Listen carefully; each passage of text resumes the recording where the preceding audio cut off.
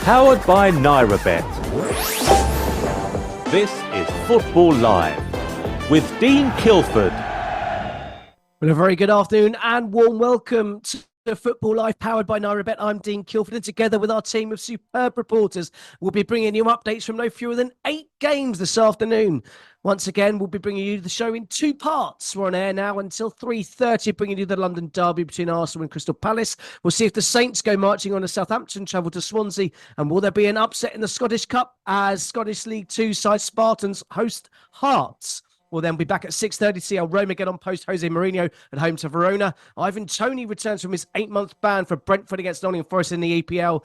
In the Bundesliga, a tasty-looking clash sees RB Leipzig host an undefeated league leaders by Leverkusen from the Liga. Valencia will look to get their season back on track against high-flying Atletico Bilbao. And if that wasn't enough, we'll have Patrick Norrick covering the African Nations Cup game between Mauritania and Angola. Well, let's get straight to the action because there's already been a goal in our early featured games. The goals, powered by NairaBet. And it's come in a game of the Scottish Cup where League 2 side Spartans are hosting Scottish Premier League side Hearts. The host's 5-game winning streak came to an end last Saturday at home to Stenhousemuir, but can they cause a shock against SPL League side Hearts? Jacob Collick's here to tell us about an early goal. Yes, and it's Kenneth Vargas with a header. It's the first major chance of the game. You have to say Spartans have been defending incredibly well if you consider the disparity between these two sides. The difference between these two with Spartans third in League 2 in Scotland, Hearts third in the Scottish Premiership is big.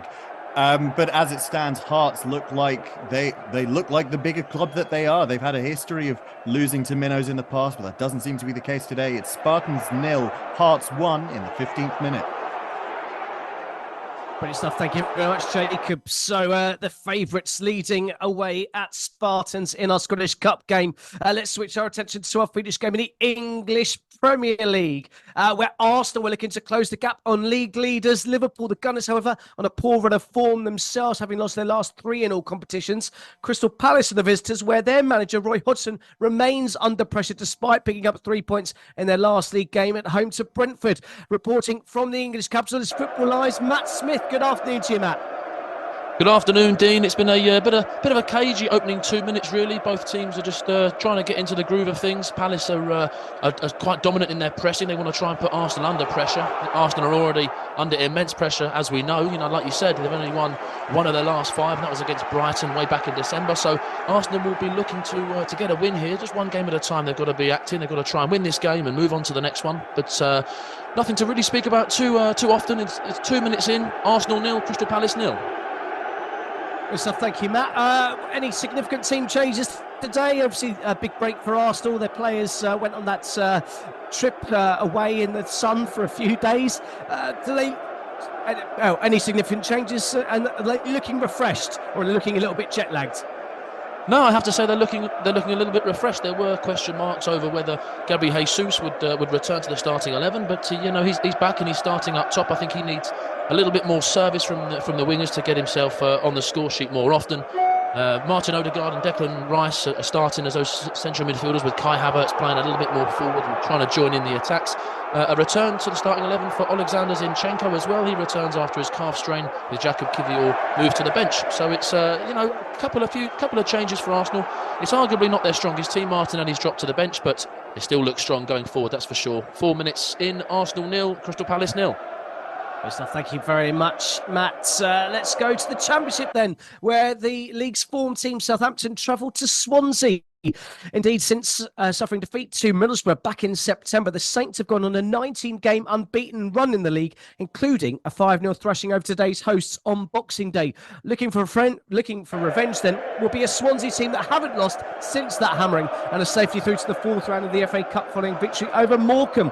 Alec Hughes is reporting from the Swansea.com stadium to bring us up to date with the early goings on in this one. I believe it's just kicked off, Alec. Yeah, that's right. It's just kicked off. It's a big game here in South Wales as 15th place Swans welcome back their former manager Russell Martin to the Swansea.com stadium. The new Swansea boss Luke Williams makes one change to the side that drew last week to Birmingham. with Harrison Ashby in for Sam Parker. Southampton in third are in great form, as you mentioned, and they're looking to create history and go 20 league games undefeated. And the Saints, unsurprisingly, are unchanged from last week's 4-0 thrashing of Sheffield Wednesday. But there's no goals to report as yet. With 2 minutes gone on the clock, it's Swansea 0, Southampton 0.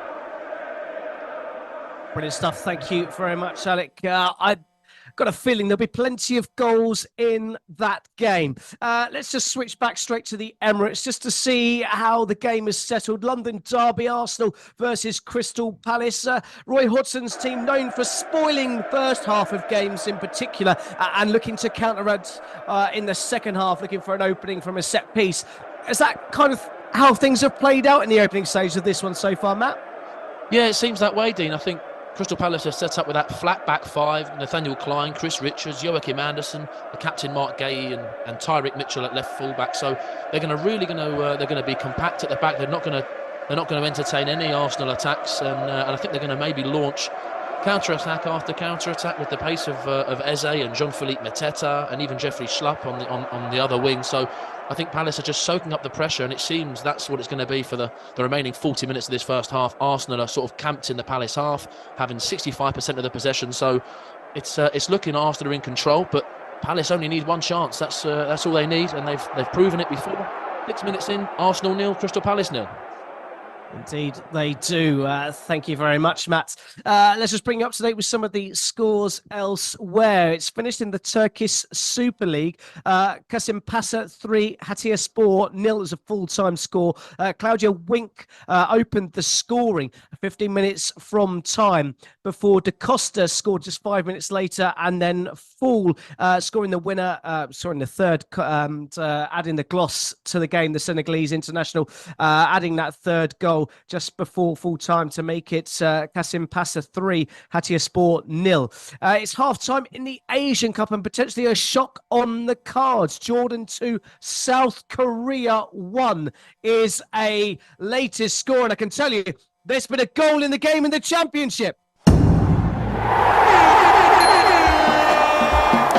The goals, powered by NairaBet. They scored 5 in the reverse fixture. They've already broken the deadlock here this afternoon. It's Swansea 0, Southampton 1. Shay Adams with a goal inside 7 minutes for the visitors in the Swansea.com stadium. And Southampton's incredible run of form looks to be continuing as things stand. An early goal. We said there are going to be goals in that game, and Southampton certainly haven't disappointed. Let's go and hear about a chance at the Emirates. Arsenal vs Crystal Palace. Crystal Palace only need one chance, but it's the home side that nearly got themselves in front, Matt. Yeah, absolutely. It's Kai Havertz that's sort of linking the play up, Odegaard as well. But this time it's a little bit of a scrappy play in the Crystal Palace box. It's bouncing around, and the Palace defenders can't really defend. They can't really clear it. They can't really clear their lines. And it falls to the feet of Gabby Jesus. It's bouncing around. He does take it looks like he's taken a decent swipe at it, but it does fly quite wide over the bar. But it's the first chance that Arsenal have had. We're only 8 minutes in. I think Gabby Jesus will appreciate a little bit more service. He's got a little bit of service in the opening minutes, so plenty more of that he'll be saying. But it is still Arsenal 0, Crystal Palace 0. Thank you very much, Matt. So still goalless at the Emirates. 7 minutes gone, or 8 minutes gone in that game. 7 minutes is all it took for Southampton to take the lead away to Swansea at the Swansea.com stadium. I was telling you about a potential shock in the Asian Cup. Jordan 2, South Korea 1 is a half-time score. Song Heung-min opened the scoring from the penalty spot for South Korea inside 9 minutes. But Park Young-woo's own goal, 10 minutes for half-time, levelled things before Al Nametz scored deep into added time in that first half to give the home side the lead.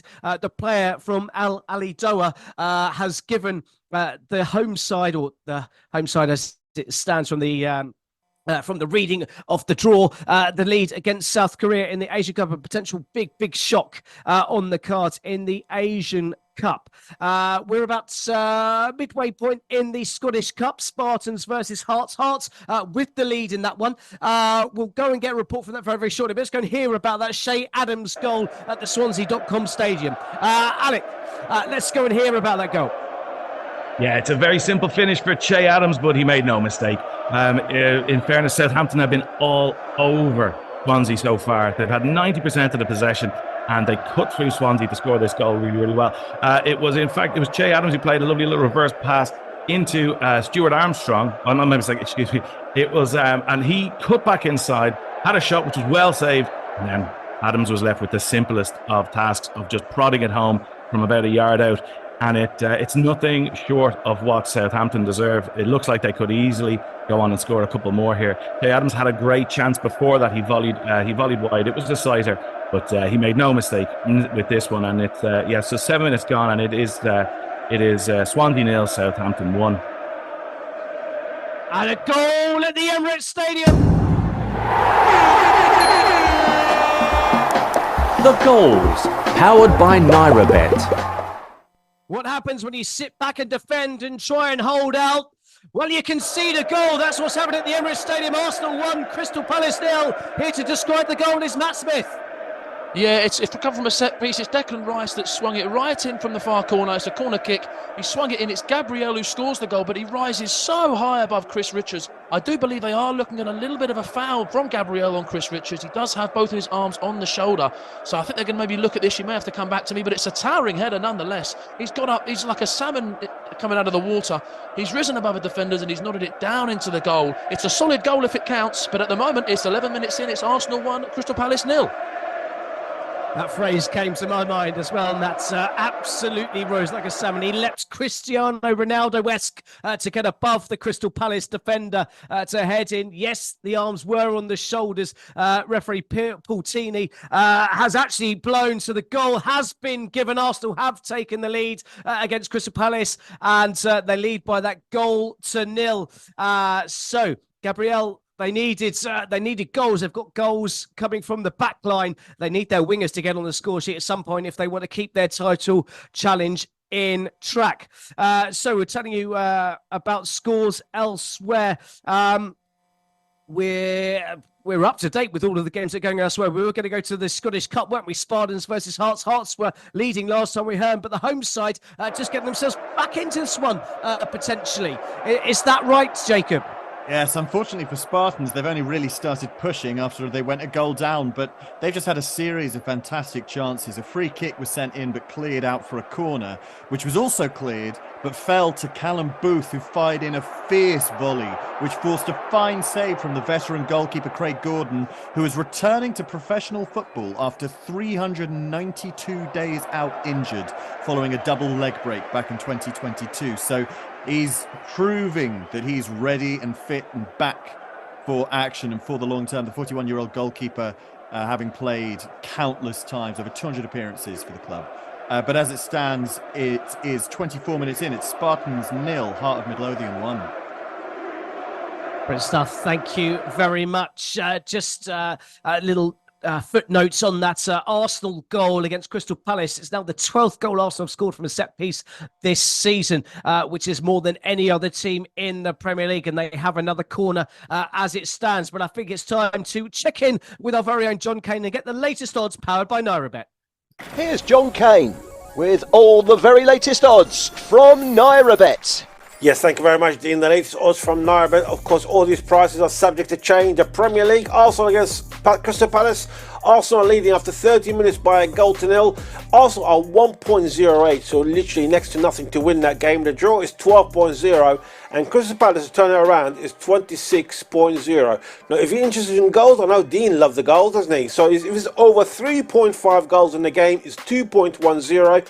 If it's over 4.5 goals, it's 3.60. And if you think it's going to be over 5.5 goals, is 7.0. Talk about goals. If you think the next goal scorer, Gabriel Jesus, he's on 6.0. Kai Havertz, he's 6.0 as well. Martinelli is 6.50. And Nketiah, he's just gone up to 5.50. There's some other games that we're concentrating on as well. The Spartans against Hearts, 27 minutes gone. It's Hearts 1, Spartans 0. Spartans are 23.0 to turn it around, 11.0 for the draw, and again Hearts are next to nothing. They're 1.08. The English Championship is Swansea 0, Southampton 1 after 13 minutes. Swansea are 11.0 to turn it around, 7.0 for the draw. In fact, it's just gone up to 7.50 and it's gone down to Southampton to 1.20. The game that you probably be interested in putting any money on is Jordan against South Korea, in fact, or Korea Republic. I do apologise. Second half just kicked off. Is Jordan 2, Korea 1. Jordan got down to 2.15 to win that game. The draw is 2.88 and the Korea win is 3.40. So if you think Korea are going to win, that's a very good price. It's just gone up to 3.40. Of course, all these prices are from Narrabet and they're all subject to change. British stuff. Thank you very much, John. Let's go straight back to the Emirates, where there was almost a carbon copy of the opening goal, Matt Smith. Yeah, exactly right. It was another corner. I think it was Declan Rice again whips the corner in, and Gabriel is up again. He's above Chris Richards. He misses the header this time, and Jefferson Lerma's just behind Gabriel, and it almost cannons off his forehead. Doesn't know anything about it, and it goes onto his own crossbar. Dean Henderson's in a little bit of a panic, and he has to scamper, and he collects it. But it was almost another set piece that put Crystal Palace in trouble. It does remain Arsenal 1, Crystal Palace 0 though after 15 minutes. Good stuff. Thank you very much, Matt. Let's go and check back into the Swansea.com stadium to see if Southampton are still dominating that game, Alec. Oh, they really, really are dominating this game, and they've had another really good chance. It was again Che Adams involved. He made a beautiful little reverse pass into Ryan Fraser, who was in one-on-one with the goalkeeper, but it was a wonderful save. The ball came out then to Adam Armstrong, who he had his shot blocked again. But it is all Southampton, and they're exploiting a space in beside the right centre back, which was exploited badly last week against Birmingham. So Swansea really need to do some repair work on that sort of inside right channel of their defence, because they're getting in time and time again. But for the moment, it's 14 minutes gone, and it's Swansea 0, Southampton 1. From the beginning. Hit it, boys. You are listening to Football Live and exclusive on Brila FM. Join round the corner where the big boys play. Who's enjoying AFCON so far? Yeah. NairaBet is increasing your chances of winning with a 500 Naira free bet every day during the African Cup of Nations. With an extra free bet added every time you back the Super Eagles to win. All you need to do is visit nairabet.com, bet on 3+ selections, claim your daily free bet. 18+. Free bet for backing your country applies to only when betting on the day your country plays. Minimum 3 selections, at least 1 selection on AFCON. Minimum odds per selection 1.2. Minimum bet slip odds 1.5. Free bet will be valid for 7 days. General and free bet terms and conditions apply. Football Live returns next Saturday on the frequency of champions, Brila FM. Ahead of the AFCON knockouts, we will be bringing you the very best FA Cup coverage. All of the highest standard. Can Africa-born manager George Elekobi cause an upset as non-league Maidstone United look to spring a surprise at in-form Ipswich Town? And what a headache. There are 3 other ties on our watch, including the All-Premier League clash at Bramall Lane, Sheffield United taking on last season's semi-finalists Brighton. I think I ran back to the halfway line before anybody caught me. Buckle up for a bit of Bundesliga too. Bayern Munich are in action. Can Augsburg stop Harry Kane and co? Oh, it's just his studs right down his shin pad, isn't it? Join us next Saturday, Football Live, back from 1:30 in the afternoon. FA Cup, AFCON, Bundesliga and more. We've got it covered right here, live on Brila FM. What on earth is this? Coming up soon on Football Live, a brand new signing. It's me. Richard Parr. That's right, a brand new presenter, Richard Parr, will be joining Football Live, exclusive to Brila FM this February. Absolutely crazy. Chelsea are playing like champions, so we'd love to get your thoughts as well. Part of me thinks that was all absolutely orchestrated. Football Live on Brila FM.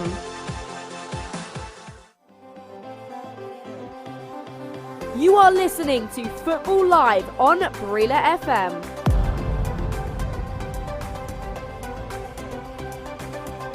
Let's get back to the action on Football Live. Powered by NairaBet.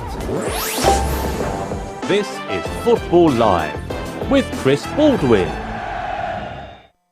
Well, apparently I've changed presenters in the course of doing this show. Yes, it's Dean Kilford here for Football Live. And during that advert, yes, we heard that Richard Parr is joining the team, a fantastic sports broadcaster that's presented all around the world, reported on games all around the world. And we're very, very delighted to have him here on Football Live. One of the big news stories coming out this week, and it plays into one of our featured games in the second part of our show, is the story of Ivan Toney, back from 8 months after being suspended. He's back and he's going to be taking his trying to get himself back into the England squad. He's trying to focus on getting Brentford's form back. They've been struggling this season. They need to get their form back in if they want to stop themselves from getting themselves dragged into a relegation fight. He spoke to Football Live just what it means to him coming back after such a long, lengthy absence from the game. Yeah, I feel like a free man.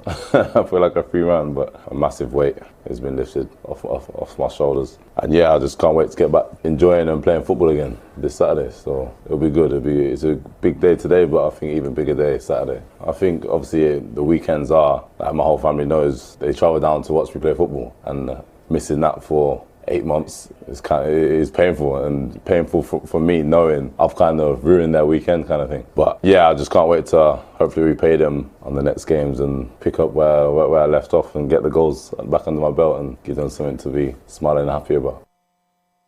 Well, indeed. Hopefully he will get the fans smiling, and odds on him scoring a goal today, I'm sure, will be pretty short. The odds on Southampton scoring another goal today have ended.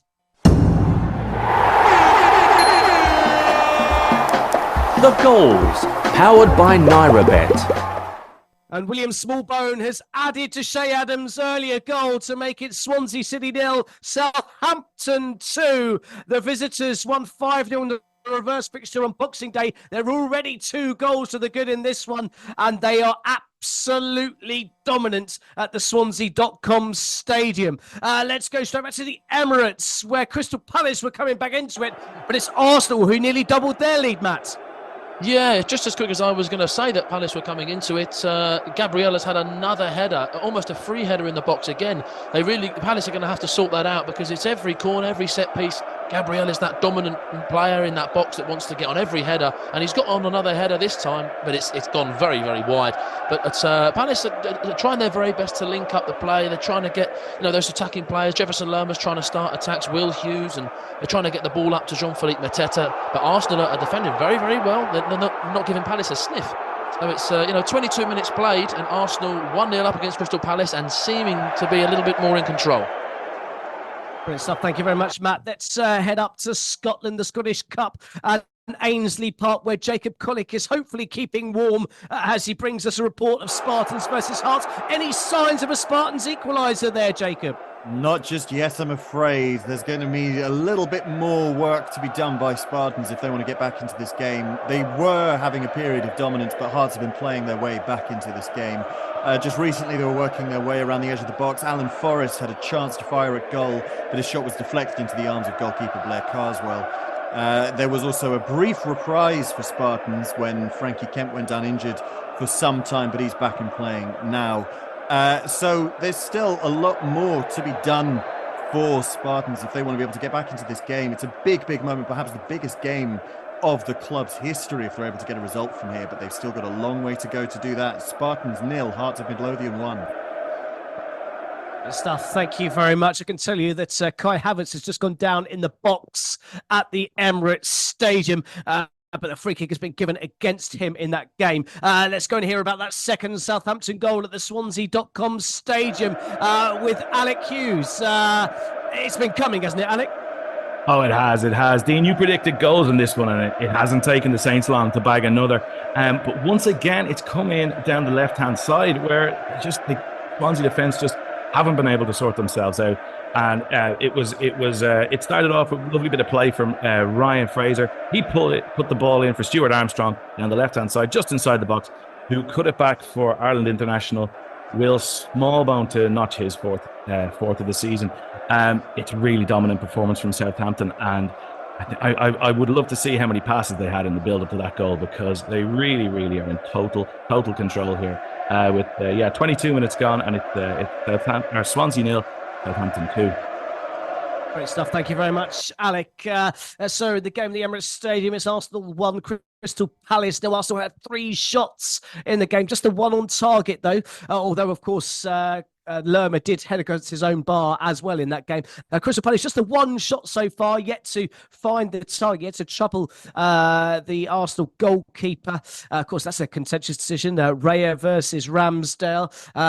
Raya still getting the nods over the England's potential future number 1. Let's go and hear about that bit of Havertz theatrics at the Emirates Stadium with Matt Smith. Yeah, and that's what it was. I think theatrics. He's almost expected a penalty to be given. He's those players go down sometimes and they handle the ball, expecting the referee to go, oh well, I must give it to him. Then the fact that he thinks it's a penalty, I must give it. But no, he said no, Kai, you're not that easy. He sent him on his way, and a free kick was given the other way. And just about 2 minutes after that, Gabriel received a bit of a nasty elbow by Jean-Philippe Mateta. It wasn't intentional, it was definitely accidental. Mateta's trying to hold the ball up with Gabriel behind him, and he just clatters him. He's in front of him and clatters him with an elbow. Gabriel goes down and a free kick's given. So the game has fizzled out a little bit. Arsenal still in control. Crystal Palace just trying their very best to link up some sort of play in the midfield going forward, but it's not really working. Arsenal seem to be in control of this game. 25 minutes played. Arsenal 1, Crystal Palace 0.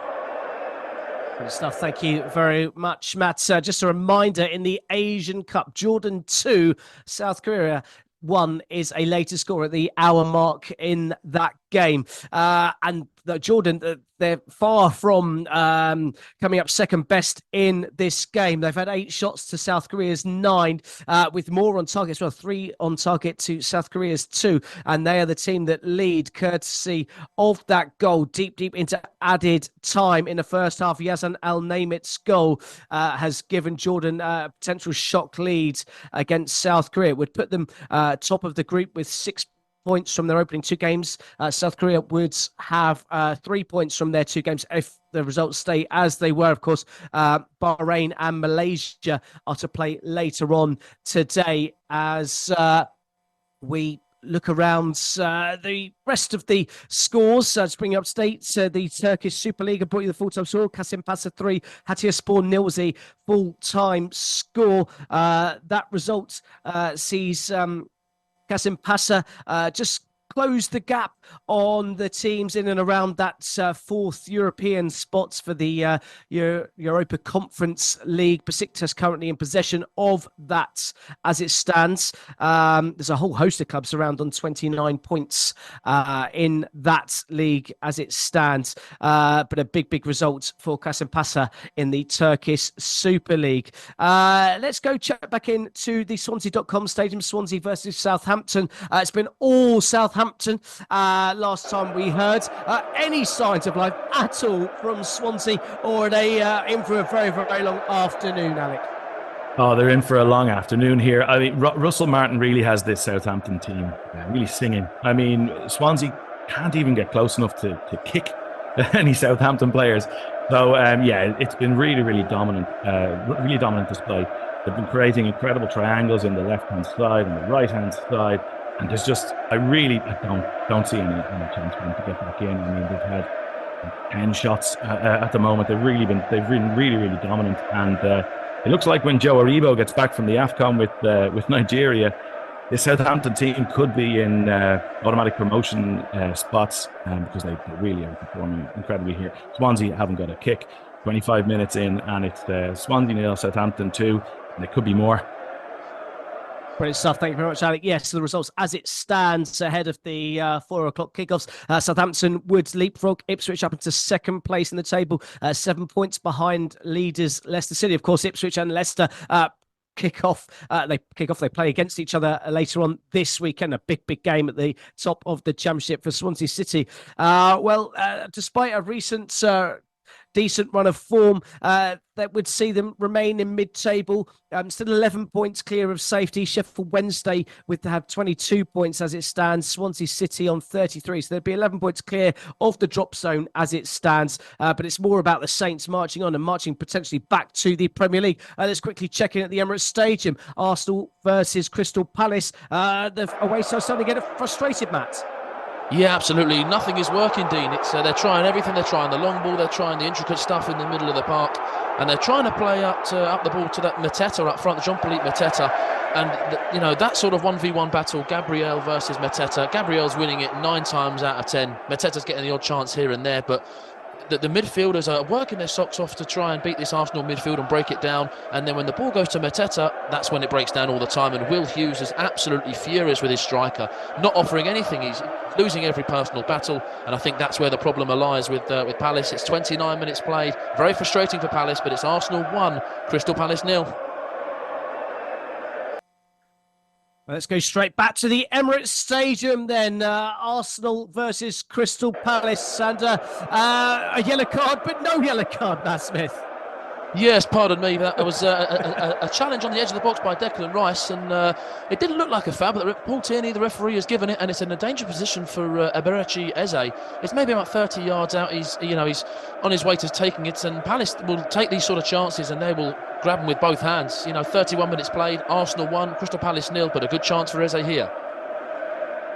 Indeed, a good chance for Eze. I remember him scoring a quite spectacular free kick from similar range against Manchester United last season to escape with a 1-1 draw, I believe, in that fixture. Let's go and hear about the result of that free kick with Matt Smith. Yeah, I bigged it up too much. It really wasn't that much of a free kick. It hit the wall and it sort of deflected out of the wall, and it fell to the feet of Jean-Philippe Mateta, but he wasn't sharp enough. He wasn't on his toes, and it went underneath his feet, and it's ended it with an Arsenal throw-in deep in their half. So, in terms of the attempts, that's Palace's second attempt, and they still hadn't had a shot on target. Arsenal have only had one on target, and it's been their header. So, in terms of clinical finishing, Arsenal are the epitome of that. It's 32 minutes played, Arsenal 1, Crystal Palace 0. Indeed, lots of pundits screaming for Arsenal to go deep into the transfer window and sign a big striker, someone to put the ball in the back of the net. Last season, of course, they relied on the goals from Martinelli and Saka. Those goals have been few and far between this season. However, they still remain in a good position in the league title race as it stands. If they were to go and get themselves a striker, who knows where that title challenge may end. We're just kicking off in La Liga. Rayo Vallecano versus Las Palmas goalless in the first minute there. In the Turkish Superliga, we've also had games kicking off. Aliyanaspor versus Rizespor and Karagümrük versus Başakşehir. Goalless in all of those games, but we'll bring you goals as they go in, of course. Let's go straight back to the Emirates Stadium, where the visitors came close to equalising. It's a huge chance. It's come out of nowhere, really, and I'll be honest, it's come from Jean-Philippe Mateta's hard work, hassling William Saliba. He's maybe getting more success against the French defender than the Brazilian, that's for sure. And Mateta's won the ball off Saliba, and it's been, a little bit of a scrappy again, but it's gone back to David Raya. David Raya's in a poor clearance, and it's just fallen at the feet of Jefferson Lerma. But Jefferson Lerma's taken one touch, and he's hit a rifling shot towards the goal and forced a very good save from David Raya in the stick. So Palace, they're getting the chances late on in this first half, and all it is, they only need a little bit of a mistake, a little bit of luck on their side, and they'll get this equaliser. If Arsenal get their second, this could be game over already. It's Arsenal 1, Crystal Palace 0 after 33 minutes. Thank you very much, Matt. It does have shades of the home game against Fulham earlier in this season, where Arsenal were completely dominant. Fulham managed to equalise twice in that game and come away with a point. Just to give you the latest odds in that game, it's over 1.5 goals in the first half would be 2.50, and Arsenal to win would be, in fact, that's the only latest odds I've got for you. So over 1.5 goals in the first half. So another 2 goals to be scored.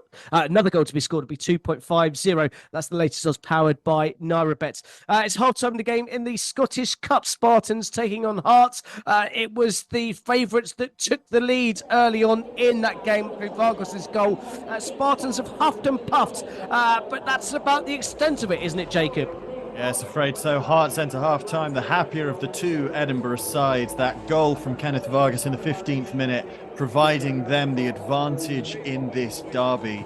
It's been a strange kind of game. There's not been that many opportunities. The one that Spartans did have was a very impressive chance that was so close to going in, if not for the highly experienced goalkeeper Craig Gordon, who, as I said before, is returning from almost 400 days away from football. There's been a serious lack of opportunities, though, for Spartans.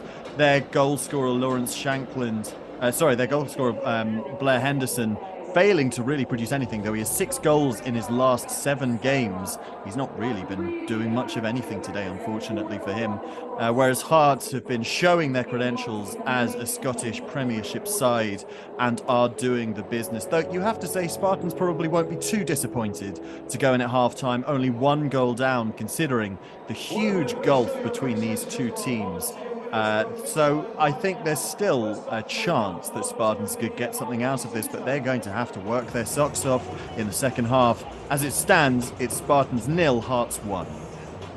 Brilliant stuff. Thank you. We'll be ready to join Jacob for all of the action in the second half in that one, as Spartan and Hearts players will look to warm themselves up and get ready for the second half. Of course, a big footballing focus for us here on Football Live is the African Cup of Nations. We'll be bringing in the goals, of course, from Algeria versus Burkina Faso later on as they go in. And we've got our featured game, Mauritania versus Angola. As the ball is in the back of the net again at the Emirates Stadium. The goals, powered by NairaBet. And lightning has struck twice, and it's the most unusual of players who's got that second goal. Let's go and hear about it with Matt Smith. It's unbelievable. It's almost a carbon copy, but the other corner. It's a corner kick from Bukayo Saka this time. It's swung in, and it's a big high corner again. They like to give their centre-backs a lot of opportunity, but this time it's almost on top of the goalkeeper. Dean Henderson's got no protection. He's getting sort of shoved a little bit out the way by Ben White. And Gabriel is almost 3 yards out, and he's lost his marker again, Chris Richards, and he nods it down. I think it comes off the back of Dean Henderson's head, so it may go down as a Henderson own goal. But it's another poor bit of defending from Palace, where they're not carrying their men. They're not watching their men, and Gabriel is able to have a free header again from Chris Richards. So at the moment, 37 minutes played.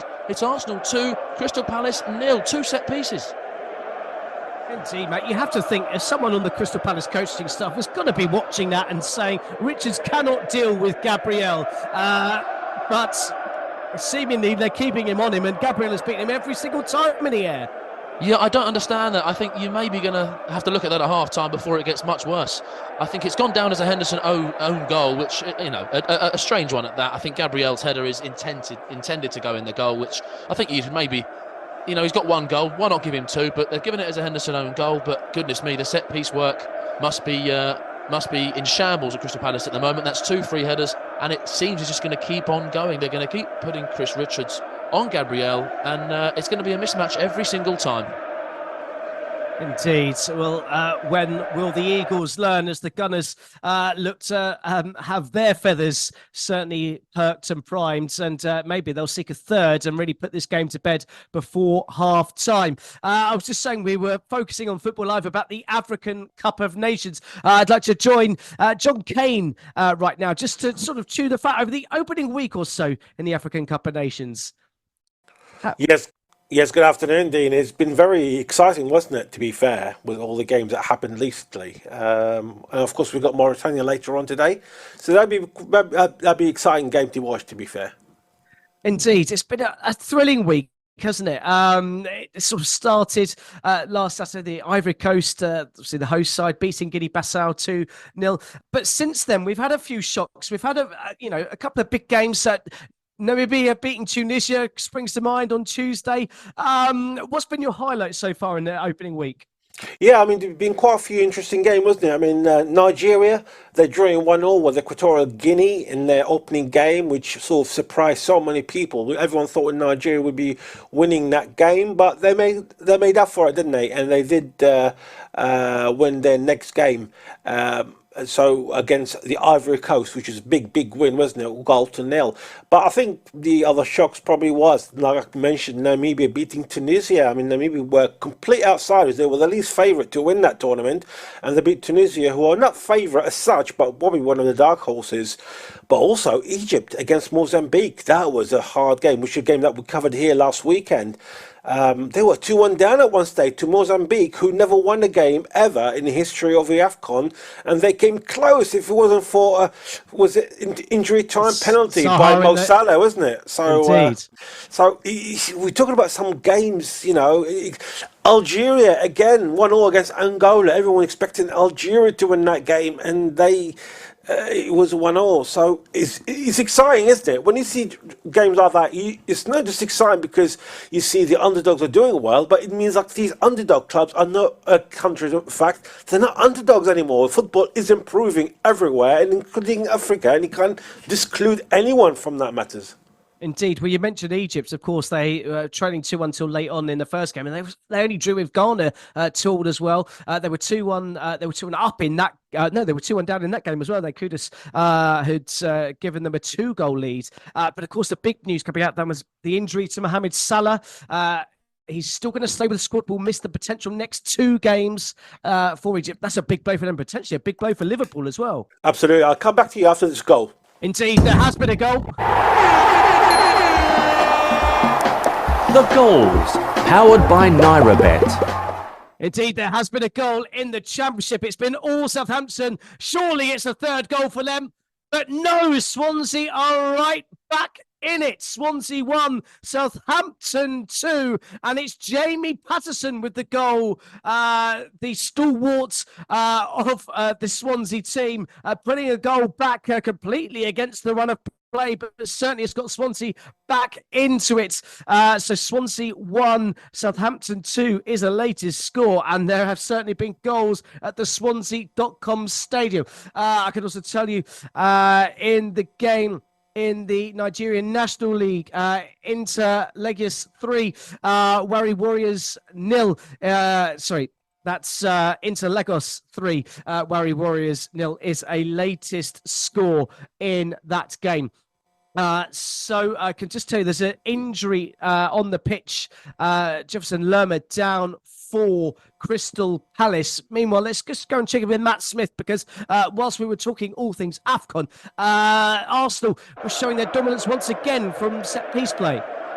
Yeah, absolutely. I know we spoke about Palace's lack of confidence in set pieces. Arsenal seem to have a new set piece and a new set piece routine for every corner, every free kick, whether it's deep or whether it's outside the box. They've got a fantastic routine for every single set piece, and that's where they're having a lot of success in terms of in that 6-yard box and in that box against Crystal Palace's defenders. Mark Gahey, the captain of the club, is now marking Gabriel, so that maybe shores the defence up a little bit from those set pieces. But I think Gabriel has maybe taken the attention, given all the attention to him. And on one free kick, Bukayo Saka lofts it towards Gabriel, and Gabriel just ducks. And Alexander Zinchenko's got a free shot on goal. It does go over, but it's Arsenal look very dangerous from set pieces. I'd like to see a goal from open play. Let's have that. But at the moment, they're winning 2-0 after 43 minutes, and they're happy. Arsenal 2, Crystal Palace 0, 43 minutes played. Brilliant stuff. Thank you very much, Matt. Still concerned, though, for Jefferson Lerma. Still seeing treatment from the medical staff. He's on his back, and the medical staff just leaning over him and just checking out, making sure he's all right and fit to continue. Let's go and hear about that Swansea goal that's got them right back in it against the Saints with Alec. Yeah, it's a goal for Swansea out of nowhere, and this is why we love the Championship. I mean, it's just so competitive. It was wonderful stuff from Harrison Ashby. He broke down the right wing with a beautiful cross in, where there was a clash between Gavin Bazunu and Jamal Lowe. It meant that the goalkeeper was out of his goals.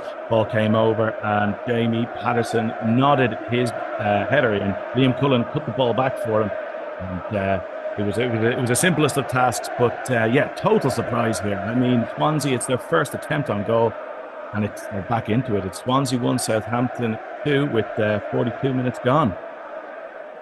So thank you very much. Southampton looking to set a new club record, an outright club record, with 20 league games unbeaten. Of course, they are 20 games unbeaten, courtesy of that FA Cup win a couple of weeks ago. So let's go back to the Emirates Stadium. Let's just check in on Jefferson Lerma.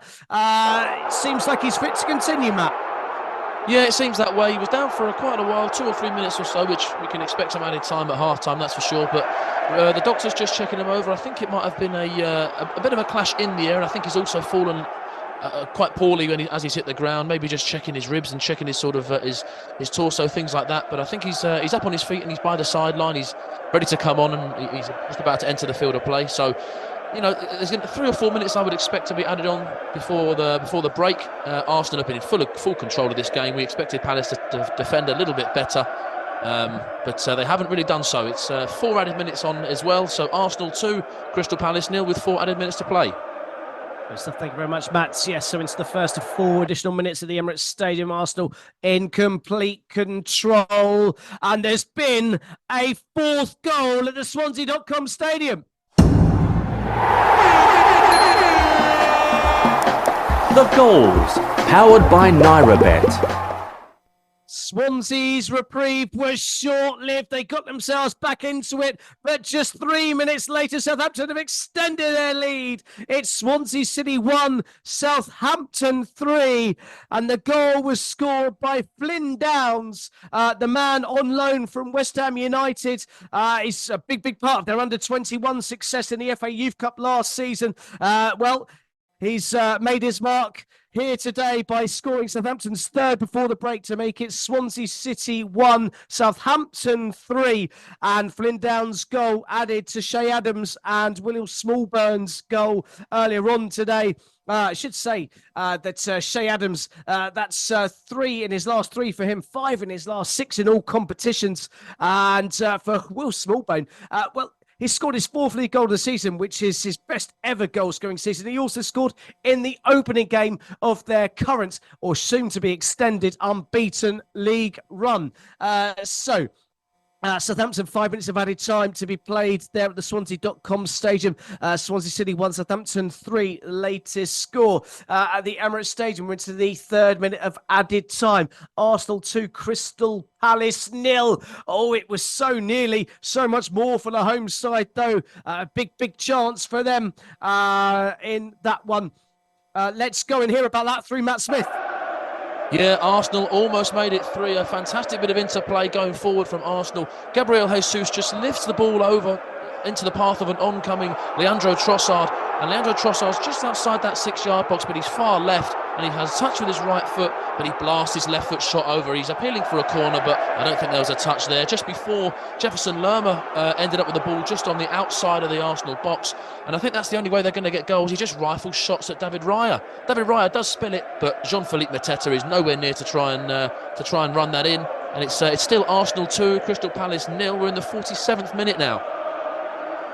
Brilliant stuff. Thank you very much, Matt. There was a big chance for Trossard. You do feel that if he'd been in the blue and white stripes of Brighton like he was at this time last year, that may well have hit the back of the net. It just hasn't really happened for Leandro Trossard in the red shirt of Arsenal so far in his career. We just got underway in the Scottish Cup. Spartans 0, Hearts 1 was the half-time score.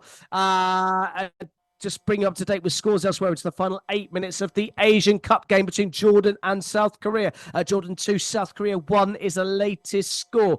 In La Liga, 17 minutes gone. Rayo Vallecano 0, Las Palmas 0 is the latest score. It's still goalless in the 2 other games in the Superliga. About 20 minutes gone in these 2. Alianspor 0, Rizespor 0, and Karagümrük 0, Başakşehir 0. Both latest scores. Let's go and hear about that 3rd Southampton goal at the Swansea.com Stadium with Alec Hughes. Yeah, it's now Swansea 1, Southampton 3, and Flynn Downs, who, for my money, has been one of the best players on the park today. He got the goal that his performance has deserved. It again came from the left-hand side, where Ryan Fraser got on the ball. He fed it back to Stuart Armstrong, who teed up Flynn Downs on the edge of the box, and his drive kind of flew in off the rump of Jamal Lowe and into the back of the net. But it's been something that they've deserved. I mean, if they had gone into at half-time only a goal to the good, it would have been a tragedy for them. But yeah, very, very impressive from Flynn Downs, who really, really looks like next season, if he returns to West Ham on loan, he's going to be a big addition to their side. But with 47 minutes played now, it's Swansea 1, Southampton 3. Brilliant stuff. Thank you very much, Alec. I can tell it's half-time at the Emirates Stadium. Arsenal 2, Crystal Palace 0. We'll bring you up to date with all of the goals as they go in. And there have been plenty of them so far in part one of our two-part special on Football Live. It's time to join FJ and the team over in the studios in Lagos. We'll see you very, very shortly. Hit it, boys. Powered by NairaBet. This is Football Live with Dean Kilford.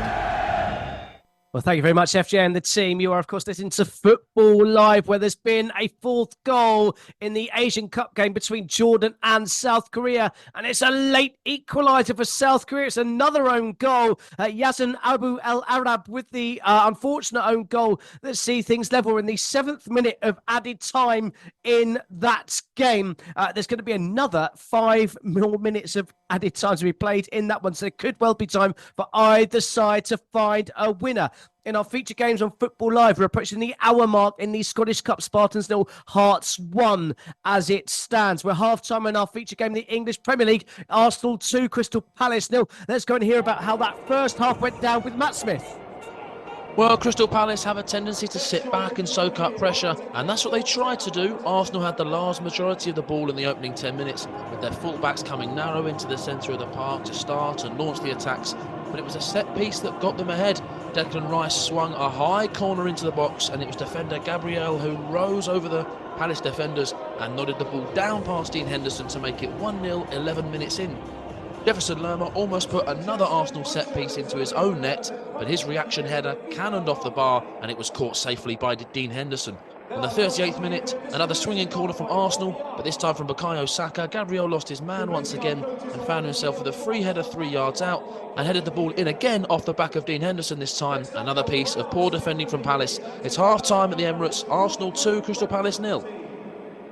Great stuff. Thank you very much, Matt. Just kicked off the second half there at the Emirates Stadium. Crystal Palace certainly need to change their track, particularly from set pieces.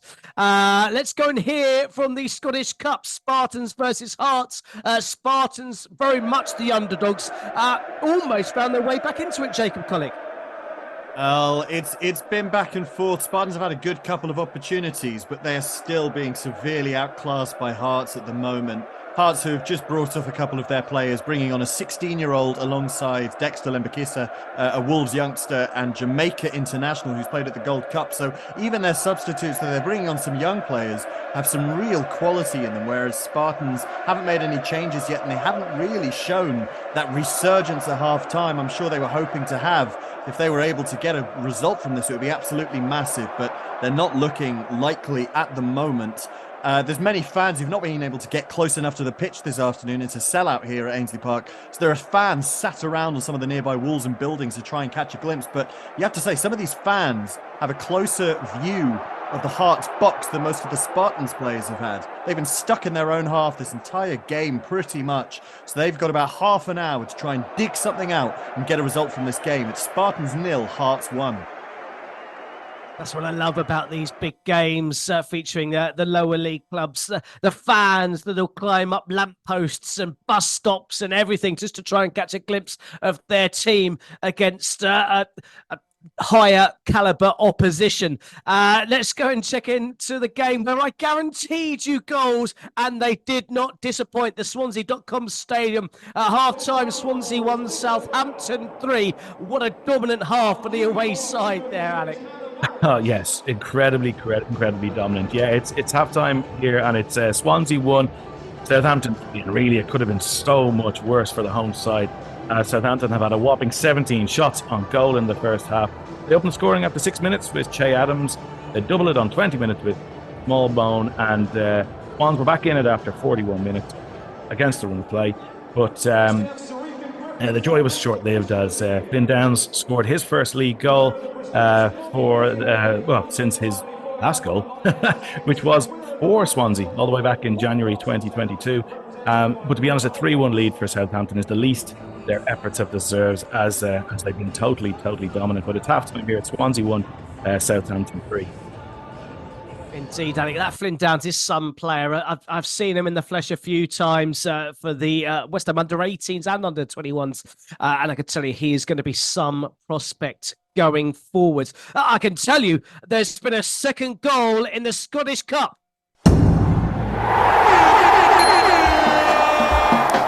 The goals, powered by NairaBet. And it's an equaliser for all of those fans that are climbed up lampposts and bus stops and the roofs of houses. They've found their side level against high-flying Hearts. Here to tell us about it is Jacob Collick. And what a goal it is! James Craigan with an absolutely fantastic effort. Spartans won the corner. Perhaps the only opportunity they've ever had to get into the opposition box has been from these free kicks and corners. Hoofed upwards. The first corner was cleared away. The ball sent back to the edge of the box. James Craigan just backing up towards it. Hits the ball before it even touches the ground, and it nestles into the top corner. There was absolutely no chance for the veteran goalkeeper. He didn't even dive towards it. Spartans are back into the game. It's 1-1 between these two teams, and this momentum could be exactly what the hosts need to get something out of this game. It's Spartans 1, Hearts 1. Game very much on up in Scotland. Right, let's go back to the Emirates Stadium. And if there's any proof that Arsenal need a striker, it's surely this, Matt Smith. Goodness me, yes, it's a huge chance for Arsenal to extend their lead. They're on a bit of a breakaway. I'll talk about the Eberechi Eze chance in a moment, but the Arsenal chance that goes begging. It's Gabi Jesus who's sort of drifted out wide right to receive the ball. He's got a very good ball to play across to Bukayo Saka, decides not to do that. He cuts it back to Leandro Trossard, and Leandro Trossard makes an absolute meal of it. He's scuffed it, it's gone in between his legs, and it rolls into Dean Henderson's hands. It's one he'll want to forget, but 2 minutes before that, even less than 2 minutes before that, Eberechi Eze, I think, has got a chance. He's got a time on the ball, takes a touch just outside the Arsenal box, and he rifles a shot towards David Raya and forces another good save from the Spaniard goalkeeper. So I think this is how Palace are going to get their chances. Just test this keeper, and it's from a resulting corner. David Raya collects it and then launches the attack that Trossard then mucks up the chance completely. So it was end-to-end stuff. There was a shout for a penalty on Bukayo Saka, but not given. Goodness me, it's hectic past 2 minutes. 50 minutes played. Arsenal 2, Crystal Palace 0. Thank you very much. It certainly is an explosive start to the second half down at the Emirates. It feels like they've had their half-time bovrils and they're ready to warm themselves up. There's been a goal in the Liga. Rayo Vallecano 0, Las Palmas 1. Alberto Malero starting home from inside the area to give the away side the lead, I should say, in that one. That result would see Las Palmas climb up to 31 points, just a point behind Real Sociedad in the Europa Conference League places, and for Vallecano they would stay mid-table with 23 points from 20 games as it stands. It's finished in the Asian Cup. Jordan 2, South Korea 2. Jordan took the lead in injury time, deep into stoppage time in the first half. It needed an own goal in added time at the end of the game for South Korea to come away with a point. Both those teams locked on 4 points from that opening 2 games, but both very much on course to go through to the latter stages of the Asian Cup. Latest score in the Nigerian National League, Inter Lagos 4, Wari Warriors 1 is a latest score. In that one, we'll be bringing you all of the goals from the Nigerian Premier League and the Nigerian National League as they go in. Doma United versus Rivers United kicks off in just about 20 minutes time. In the Turkish Super League, we're about 5 minutes before half-time. Still goalless in both games.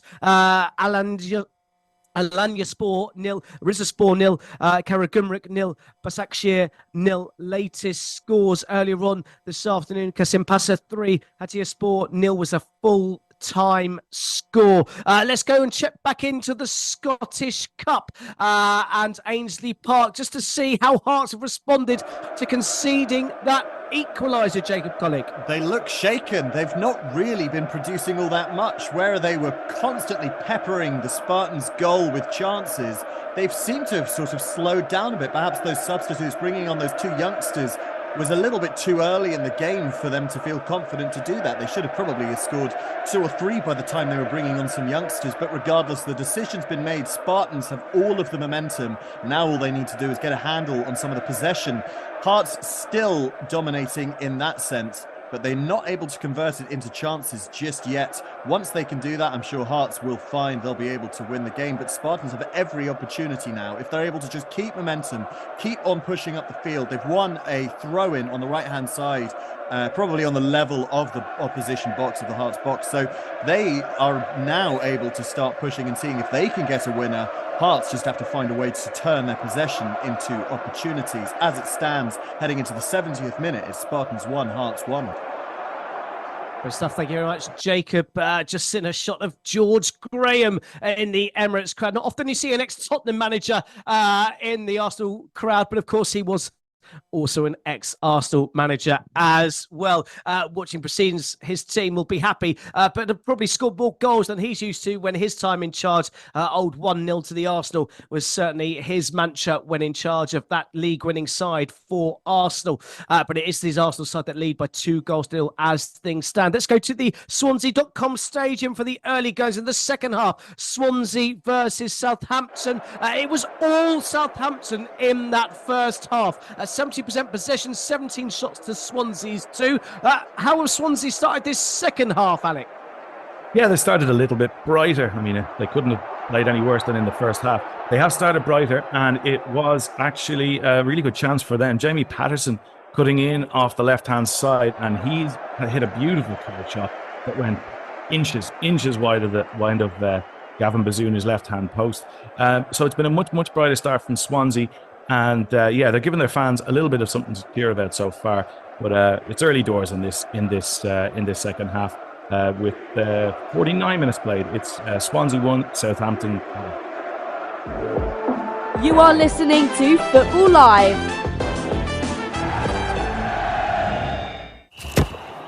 Who's enjoying AFCON so far? Yeah. NairaBet is increasing your chances of winning with a 500 Naira free bet every day during the African Cup of Nations. With an extra free bet added every time you back the Super Eagles to win. All you need to do is visit nairabet.com, bet on 3+ selections, claim your daily free bet. 18+. Free bet for backing your country applies to only when betting on the day your country plays. Minimum 3 selections, at least 1 selection on AFCON. Minimum odds per selection 1.2. Minimum bet slip odds 1.5. Free bet will be valid for 7 days. General and free bet terms and conditions apply. I can tell you... no, I can't tell you anything. Pity those poor North London supporters. Absolute chaos at the Etihad. Yes, the goal has finally come. Attack. We've heard about the goat in the crowd. Is there a goal on the pitch? Is Victor Osimhen with the goal? And I'm sure most Chelsea fans out there listening will agree that that simply is not good enough. We're zigzagging all over the United Kingdom. And they've got to play 3-4-2. No, 3-4-3 looks like. Football Live returns tomorrow on the frequency of champions, Brila FM. Whilst half the Premier League are on their winter break, Liverpool return to action, and they are on a mission. Yeah, I have no problem with that. They go to Inform Bournemouth, and you can follow all of the action from the Vitality Stadium right here on Brila FM with Football Live from 3 o'clock tomorrow afternoon with Chris Baldwin. Fantastic fans, fantastic stadium.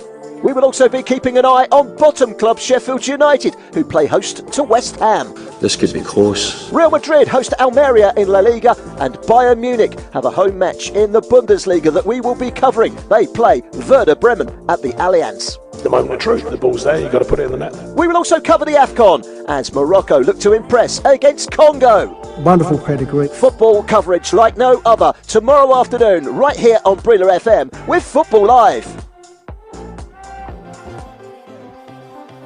You are listening to Football Live on Brila FM.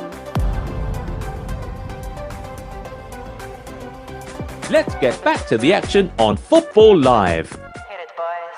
Powered by NairaBet. This is Football Live with Dean Kilford. Well, let's get straight back to the Emirates Stadium where Crystal Palace are hanging on and potentially might have to face a penalty, Matt Smith. Yeah, it's been all Arsenal since you last came to me. It's Gabby Jesus had a good chance about 30 seconds to go. They're camping out in Crystal Palace's sort of defending third. Gabby Jesus did have the option to give it to Martin Odegaard on the overlap, but he decided to have a shot, and it went into the near post. It didn't faze the goalkeeper. But about 30 seconds after that, the ball's a little bit scrappy on the breakdown of a corner. Gabby Jesus has tried to pick up a ricochet, a save from Dean Henderson, and he's running through on the goal to try and finish off that little chance, and he's tripped. There's a little bit of a VAR check, but no VAR is going to be called in for this, and Crystal Palace are continuing to play. So I think it was a little bit of a half-hearted shout from Gabby Jesus. I think more Arsenal players shouted than he did, but it's still Arsenal 2, Crystal Palace 0, 58 minutes played. Well, it was 2-0. No longer is that the score at the Emirates Stadium. The goals, powered by NairaBet. The chances kept coming his way. He had to score, and eventually, here to tell us about Arsenal's third goal here this afternoon is Matt Smith. Well, dare I say it, it's game over here. 58 minutes played, and Arsenal find themselves 3-0 up against Crystal Palace. Crystal Palace was throwing men forward. Will Hughes tries a lofty cross in. David Raya has the ball, sprints out and throws it a good halfway down the pitch. And it's Gabby Jesus bombing down the right wing. He's got Trossard in support. Trossard's definitely onside. It's a fantastic ball from Gabby Jesus. Trossard's able to cut it back past Nathaniel Klein and lifts it just over Dean Henderson to make it Arsenal 3, Crystal Palace 0 on the 59-minute mark. This could be game over, Dean. Indeed, Matt. For all of the question marks about the decision between Ramsdale and Raya, that's why Raya's in the side, isn't it? I mean, that release from that, it just caught the corner. I mean, it's an awful cross from Hughes, just floated in straight towards him. But it's a brilliant release and completely set Jesus away. Absolutely, yeah. Mikel Arteta is giving him all the plaudits, all the praise. He's shouting, "Vamos, vamos!" And it's a fantastic throw from David Raya, and maybe that is why. It's one of the reasons why Mikel Arteta chooses fellow countryman over Aaron Ramsdale.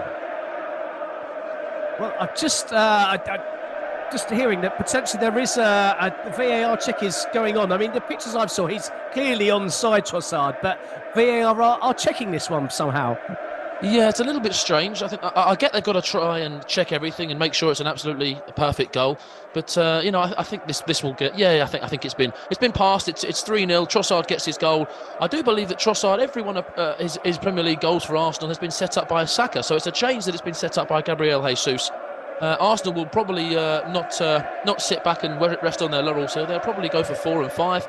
They win this game, they got a third. So this is a good step in the right direction for Arsenal. Indeed, it's a good step in the right direction for Arsenal. It did ruin my segue. I was about to say that Arsenal were in need of a striker with the amount of chances that they are missing. And it was going to segue back into the Ivan Toney conversation. Of course, our big game later on Football Live, Brentford versus Nottingham Forest, the return of Ivan Toney. And we got Ivan Toney's reaction on his return from his 8-month ban. We wanted to get a shout from his manager, Thomas Frank, ahead of the returning Ivan Toney here later on this afternoon. Pretty sure he is ready. You never know, there will be extra adrenaline in him, there will be extra excitement. He will run around that he's never run around before, and he is always fighting and working hard for the team. But it's the first Premier League game. But he is very fit. With Ivan, he is a special character in many ways. He is a fantastic person to be around. The energy he brings, the smile, the positivity every day at the training ground is a massive thing. And then on the pitch, he drags people. He wants to win. He wants to help the team. So of course it's a massive boost.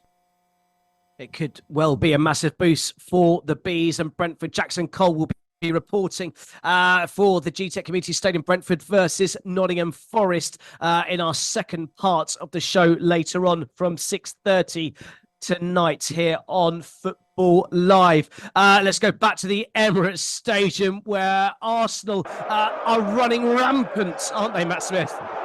Yeah, they really are, Dean. It's Palace. I think it's almost damage limitation at this point. They're trying to launch, half-hearted attacks here and there, but Arsenal seem in much better control than they were maybe in the first half. They're oozing confidence going forward and defensively. Palace can't get really anywhere near it. The chances just came back 30-40 seconds ago. Gabriel Jesus again just inside that box. The ball's lofted over to Martin Odegaard. He sets it back for the Brazilian. It's a fantastic block from the captain, Mark Gahey, but it's another chance that goes a begging. Arsenal could make this 4 or 5-0 in the next 10 minutes. And Crystal Palace are in deep trouble here, Dean. It's Arsenal 3, Crystal Palace 0 on the 62nd minute mark. Great stuff. Thank you very much. From one team dominating at home to a team that are dominating away, Alec Hughes. Yeah, it's totally dominant again here for Southampton. And you mentioned Flynn Downs earlier on, Dean, and he's been absolutely brilliant. He's a really important player in this team, and his positional awareness and his distribution today has been fantastic, and he's really allowed the likes of Will Smallbone and Stuart Armstrong to pick up the types of positions that are really, really hurting Swansea. And he's broken up a lot of attacks that Swansea have had, and he's been very, very important, and he's got his goal as well. And Southampton have had a couple of moments in the last few minutes from corners. Kyle Walker-Peters almost scoring. He had a shot blocked. They've been really, really impressive, Southampton, and I don't really see a way back in for Swansea. But it's the Championship, so you never know. And 57 minutes gone. It's Swansea 1, Southampton 3. I like that you're giving Swansea some kind of a fighting chance in this one, Alec. But I'm pretty sure the 3 points are going back to the South Coast, and Southampton will maintain their unbeaten run and stretch it to a club record 20 league games. Let's go back to the Emirates Stadium, where Crystal Palace showed a little bit of a sign of life there, Matt Smith. Yeah, a little bit of a sign of life, and it comes from, I'd argue, the only player that wants to give it a little bit of something going forward. It's Eberechi Eze, who seems to be, like I said, the talisman. They're missing Michael Elise from an injury, so it's almost all left to him. Dropping back, he's doing his defensive work, he's trying to receive the ball off the back four. It's really not working for him today, because Arsenal they're all over him like a rash once he gets the ball. But he's trying. He's had a free kick save from David Raya. He's had chances, shots from outside the box. He's been the one bright spark for Palace, but they're still behind. It's Arsenal 3, Crystal Palace 0. Thank you very much. Straight back to Scotland, the Scottish Cup, Spartans versus Hearts. Spartans, interesting that if VAR was in place, which of course it isn't at this stadium, the equaliser wouldn't have stood, Jacob. Yeah, Callum Booth, who sent in the original corner, was in an offside position when the ball gets back to him, and as he sent it back in towards James Cragen to score that fantastic goal. But the Spartans fans won't care. They'll be celebrating that rocket for months to come. But Hearts, unfortunately for the home fans, have been absolutely dominant. There was a free kick just before on the edge of the D. Carswell leapt to try and get a hand on it, and it was just narrowly wide, so the save wasn't needed. Fine margins at play here. The Spartans, they sent the ball forwards after that chance from a goal kick, and it pretty much immediately came back towards them, and they had to concede a corner. So they're getting absolutely no respite here. The only respite, perhaps, for fans, for the players even, is I did just notice poking out from one of the roofs nearby, a dad and their young child poking out and looking out the window towards the game. So there are at least fans still enjoying themselves, even if the players are probably having one of the most stressful experiences of their lives. It's Spartans 1, Hearts 1. Stressful, but the reward would be a big trip to Edinburgh for a replay if Spartans were able to hold on. Or could they do the unthinkable in the last 7 minutes and get a shock winner? You'll find out here first on Football Live. Let's go and get the latest odds powered by NairaBet with our very own John Kane. Here's John Kane with all the very latest odds from NairaBet. Yes, also latest odds from NairaBet. Of course, all these prices are subject to change. I think more or less game, set and match for Arsenal. They're leading by 3-0 after 67 minutes. Arsenal are suspended. The draw, if you think it's a draw, let's go adventurous. It's 29.0, and even more adventurous if you think Palace is going to win. It's 101.0. But is this all about goals here? We talked about goals earlier, and it gave you 2.50 to have over 1.5 goals in the first half. So if you got it, brilliant stuff. If you haven't, I do apologise. But it's over 3.5 goals, so one more goal in this game is 1.57, and if you think it's going to be 2 more goals, that's over 4.5 goals, it's 2.88, and if you think it's going to be over 5.5 goals, it's 7 2.0. The other games I'm concentrating on are the games in Swansea. Swansea are 81.0 to turn it around. They're losing at home by 3-1. The draw is 23.0 and it's suspended for Southampton. Spartans against Hearts. About 5 or 6 minutes to go. It's 1-1 there. Hearts are, in fact, Spartans are at home. They are just gone up to 17.0 to win that game. The draw has just gone down to 1.50, and away win for Hearts within normal time is 3.0. Spanish La Liga is half-time between Rayo Vallecano and Las Palmas. Las Palmas are leading away by 1-0. Rayo Vallecano are 3.60 to turn it around. The draw is 3.10, and Las Palmas to win is 2.25. Of course, all these prices are from Nairabet, and it's all subject to change. Brilliant stuff. Thank you very much, John. Giving us the latest powered by Nairabet. Let's go back to the game at the Swansea.com stadium where the Saints have made a couple of changes. Are they just storing things up and resting players, or are they having to hold off some form of Swansea comeback? It's the former. They're not having to hold off any form of Swansea comeback at the moment, actually. It was Jack Stevens in for Taylor Hardwood-Bellis at the centre of defence. I'm not quite sure on the reasons behind it. I mean, Hardwood-Bellis looked okay coming off, so we could probably discount an injury, but he even looked like he was sweating, which was surprising given the lack of work they've had at the back. But he had got a booking earlier on for kind of a cynical enough tackle on Patterson in the first half. So maybe they're looking to keep him free from suspension with some big games coming up, but certainly not anything to do with Swansea mounting any crazy attacks. No. So it's 64 minutes gone, and it's still Swansea 1, Southampton 3. Great stuff. Thank you very much. So back to the Emirates Stadium. Changes for both sides, and a welcome return for one Emil Smith-Rowe, Matt Smith. Yes, Emil Smith-Rowe is the man that comes on. He replaces Kai Havertz. It's like you say, a welcome return. He's back to playing ways and hopefully back to match fitness. But he's getting a good 25 minutes here. He's come on for Kai Havertz. Leandro Trossard has come off for Gabriel Martinelli, who's entered the field of play. And I think Crystal Palace can afford, maybe now they're 3-0 down, they're going to play the youngsters. They're going to bring the youngsters on for a better play. David Ozo is on. 18 years old he is. He's come on for Will Hughes, so he's maybe coming on to try and test his feet against a good Arsenal side. Arsenal, they're playing a little bit like a training game, as we'd expect it. They're 3-0 up, but they're certainly not taking their foot off the gas, that's for sure. They're looking for number 4, but certainly at the back when Palace are pressing, Arsenal are oozing confidence. It's 70 minutes played. Arsenal 3, Crystal Palace 0. Thank you very much, Matt. Yeah, Oso, the Crystal Palace youngster, he played in for their team in the International Cup tournament last summer, where they finished runners-up to West Ham United. There's been some more changes at the Swansea.com stadium. It's a triple sub for the home side, Alec Hughes. Yeah, that's right. 3 changes for Swansea. They're looking to make something come from this game. One of those changes was enforced. Jamal Lowe, who took a knock in the first half when he collided with Gavin Bazunu, he's not been able to continue. He didn't look great in the second half. He looked a little bit shaky. So he's off, and top scorer Jerry Yates comes in. So you never know, maybe he's going to offer something different in front of goal. Charlie Bettino on loan from Arsenal. He's in to replace Ian Cullen, who had a good game. And Yannick Balassi hoping to add a little bit of player on the wing in for Harrison Ashby. So those substitutes were just made. We'll see how they get on. But still now, it's 66 minutes gone. It's Swansea 1, Southampton 3.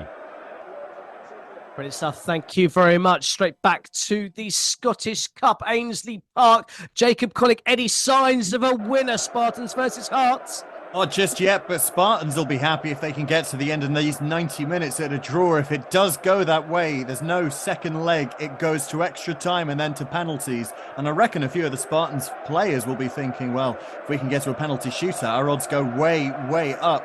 it really becomes more of a lottery than anything else, and that's the great equaliser as a penalty shootout. So we'll see what happens, but as it stands, Hearts continuing to press to find that winner. We're heading into the last few minutes of the game. I can't imagine there'll be much injury time. I think they're just about getting their confidence back after that huge, shocking equaliser for Spartans, which really gave them the awakening that they needed. Spartans are making a few changes here, perhaps just to bring in some fresh legs as we approach the end of this game. But heading into the 89th minute, it's Spartans 1, Hearts 1. Stuff. Thank you very much. Let's just bring you up to date with some of the scores from earlier on and the games that are just kicking off around the footballing world. Earlier on in the Turkish Super League, it finished Kasimpasa 3, Hatayspor 0. It's half-time in the games between Aliyenspor and Rizespor. It's goalless in that one. Karagümrük 0, Başakşehir 1 is a latest score. A Paletti own goal has given the visitors the lead in that one.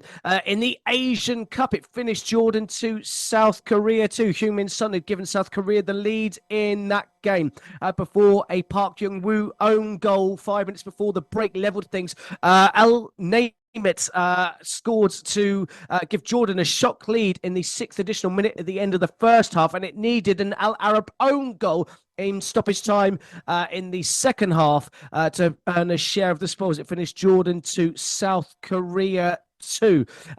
In the Scottish Cup, as you heard in our featured game, it's currently Spartans 1, Hearts 1 to the last minute of that game. Extra time and penalties could loom in that one. In the English Premier League, Arsenal 3, Crystal Palace 0 was the latest score. About 18 minutes or so left to go in that game. It's going to be 3 additional minutes in that game between Spartans and Hearts. In our feature game in the English Championship, it's Swansea 1, Southampton 3, but it almost was a fourth for the visitors, Alec Hughes. Almost was a fourth, and probably should have been a fourth. Ryan Fraser had a really decent chance on the edge of the 6-yard box. It was wonderful work from Adam Armstrong on the right-hand side.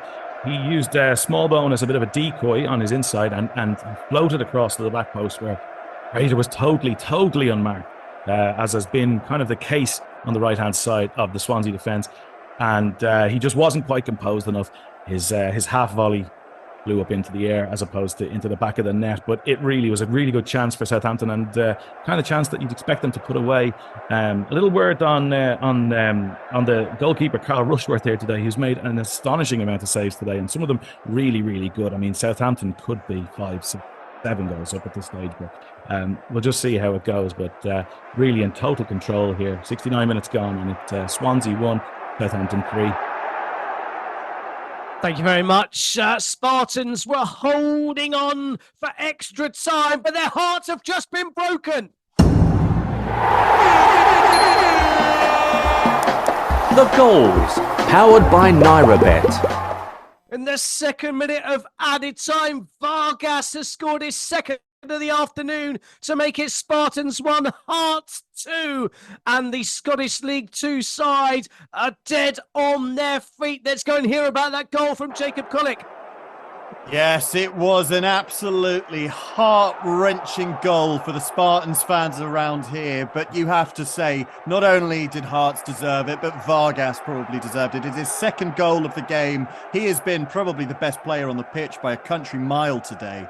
It has been a seriously monumental effort from Spartans, especially from their goalkeeper Carswell, who's been producing a series of fine saves to keep them in it. This goal, resulting from a corner, produced when Dexter Lempakisa sent in a shot, save from Carswell. The resulting corner, though, in swinging, sent in. Vargas just managed to leap highest, sent the corner, the header even, into the bottom corner. There was no chance for Carswell, no chance for Spartans, who now only have a minute to try and score another goal if they want to try and get this game to extra time. It doesn't look likely, but it's certainly not impossible. It's Spartans 1, Hearts 2. Thank you very much, Jacob. It's going to take some monumental effort to regroup after that devastating blow following that Vargas second goal. We've kicked off in the African Cup of Nations. Algeria taking on Burkina Faso, a goalless after 4 minutes in that game. Game was also kicked off in the Nigerian Premier League as well. Toney United 0, Rivers United 0 as things stand. Let's go back to the Emirates Stadium where we've been short on chances in the last few moments, but there's certainly been a few substitutions, Matt Smith. Yeah, absolutely. It's fizzled out a little bit, this game, in terms of the intensity, like you said, in terms of the chances, but they've almost been playing in the middle against each other. They're not really venturing far into each other's defensive thirds. Jorginho has come on the pitch. Declan Rice has been taken off. It's a good game, a decent game from the central defensive midfielder. For Palace, Jeffrey Schlupp has come off alongside Nathaniel Klein. He's come off as well. Nauru Ahamada is on, and Mateus Francia is on for Palace. So a little bit of an attacking move there, going maybe 4 at the back to try and give themselves a little bit of a chance in this remaining maybe 15 minutes maximum of this game. But it is still Arsenal 3, Crystal Palace 0. Thank you very much, Matt. I can tell you that Vargas, he's been discredited with that second goal. Frankie Kent has been the man that's been awarded the goal that has sent Hearts through to the 4th round of the Scottish Cup. So it's finished. Spartans 1, Hearts 2 in the Scottish Cup. Let's go and get a full-time report from Jacob Collick. It's absolutely devastating in the end for Spartans, who were so close to being able to get this game to extra time, and then from there it's only a whiskers away from a place in the next round of the Scottish Cup. But it wasn't to be. Hearts of Midlothian winning this Edinburgh derby 2-1. The Spartans players dropped to the floor as the final whistle blew. The fans around, though, not feeling disheartened. What they saw from their players today was an absolutely monumental effort, a fantastic shift from the Spartans players, none more so than their goalkeeper, Blair Carswell, who produced a series of fantastic saves throughout the game in order to keep his side in it. Hearts as well. Vargas producing a fantastic game, the Costa Rican scoring his 3rd goal in 3 games. The game really didn't start well for Spartans, who weren't able to produce anything in the entire of the first half. Vargas scoring relatively early on. Spartans made it to halftime only 1-0 down, which is fairly impressive considering the 32 sides that separate these two teams in the Scottish leagues.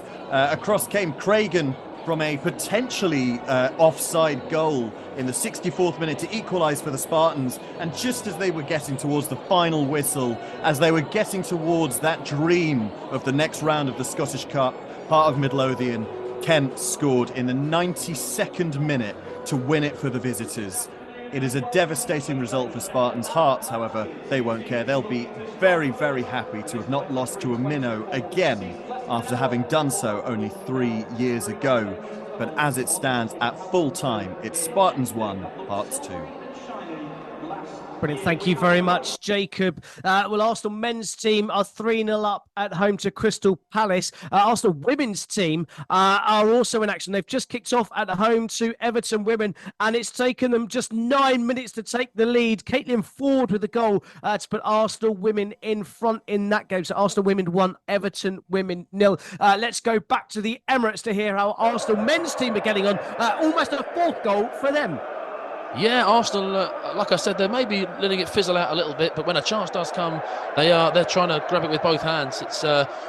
It's Gabriel Martinelli who picks the ball up just inside his own half. He sprints with blistering pace down the left wing. He's got Tyreek Mitchell who's chasing him as well, and Mitchell actually gets the better of him and is able to nick the ball off him, but Gabriel Martinelli doesn't give up. He nicks the ball back off him. It falls to Martin Odegaard, but it's a good blocked shot. Arsenal just made 2 subs. Gabriel is off. He was receiving some treatment a minute ago.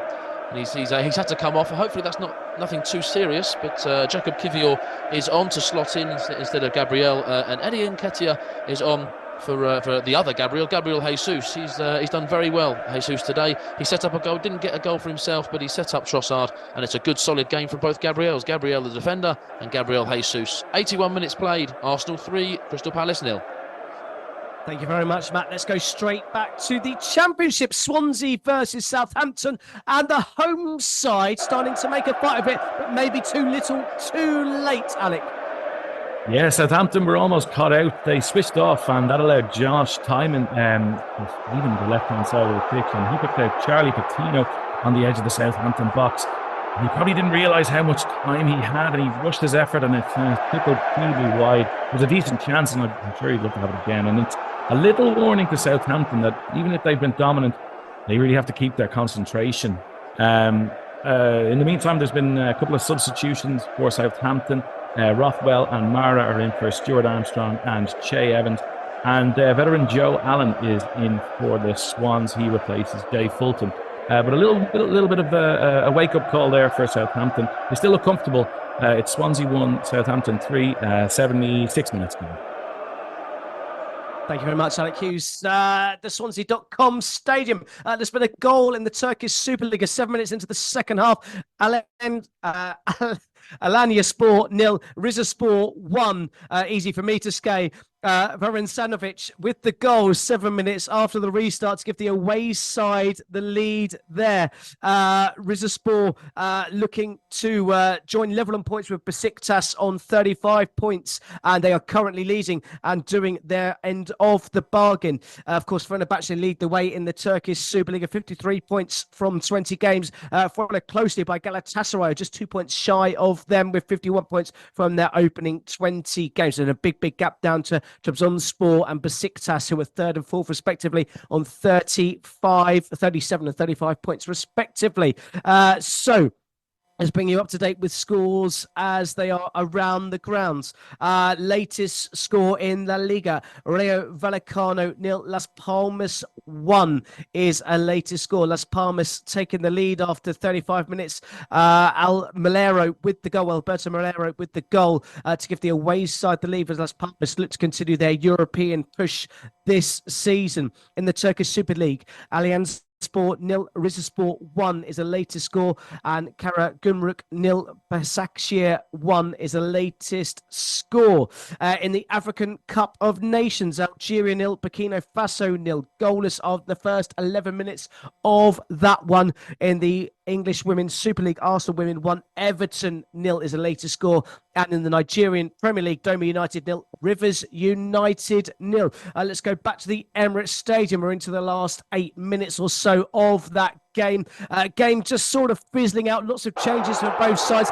It's lacking a bit of rhythm, lacking a bit of shape, isn't it, Matt?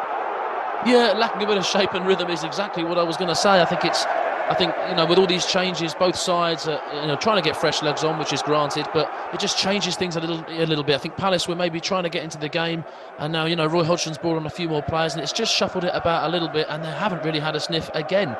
They're coming the peaks and troughs of this game, but Palace have had mostly troughs. Arsenal are lining up at the moment. They're camped in that final third. 58% of possession Arsenal have had. They've had 18 shots. Get this, Dean. Arsenal have had 18 shots and they've had 3 on target. Can you guess which 3 were on target? They're goals. So they're very clinical. They're clinical. Arsenal have put their chances away that they've had on target, and they'll be happy with these 3 points. 3 goals, 3 points. 85 minutes played. Arsenal 3, Crystal Palace 0.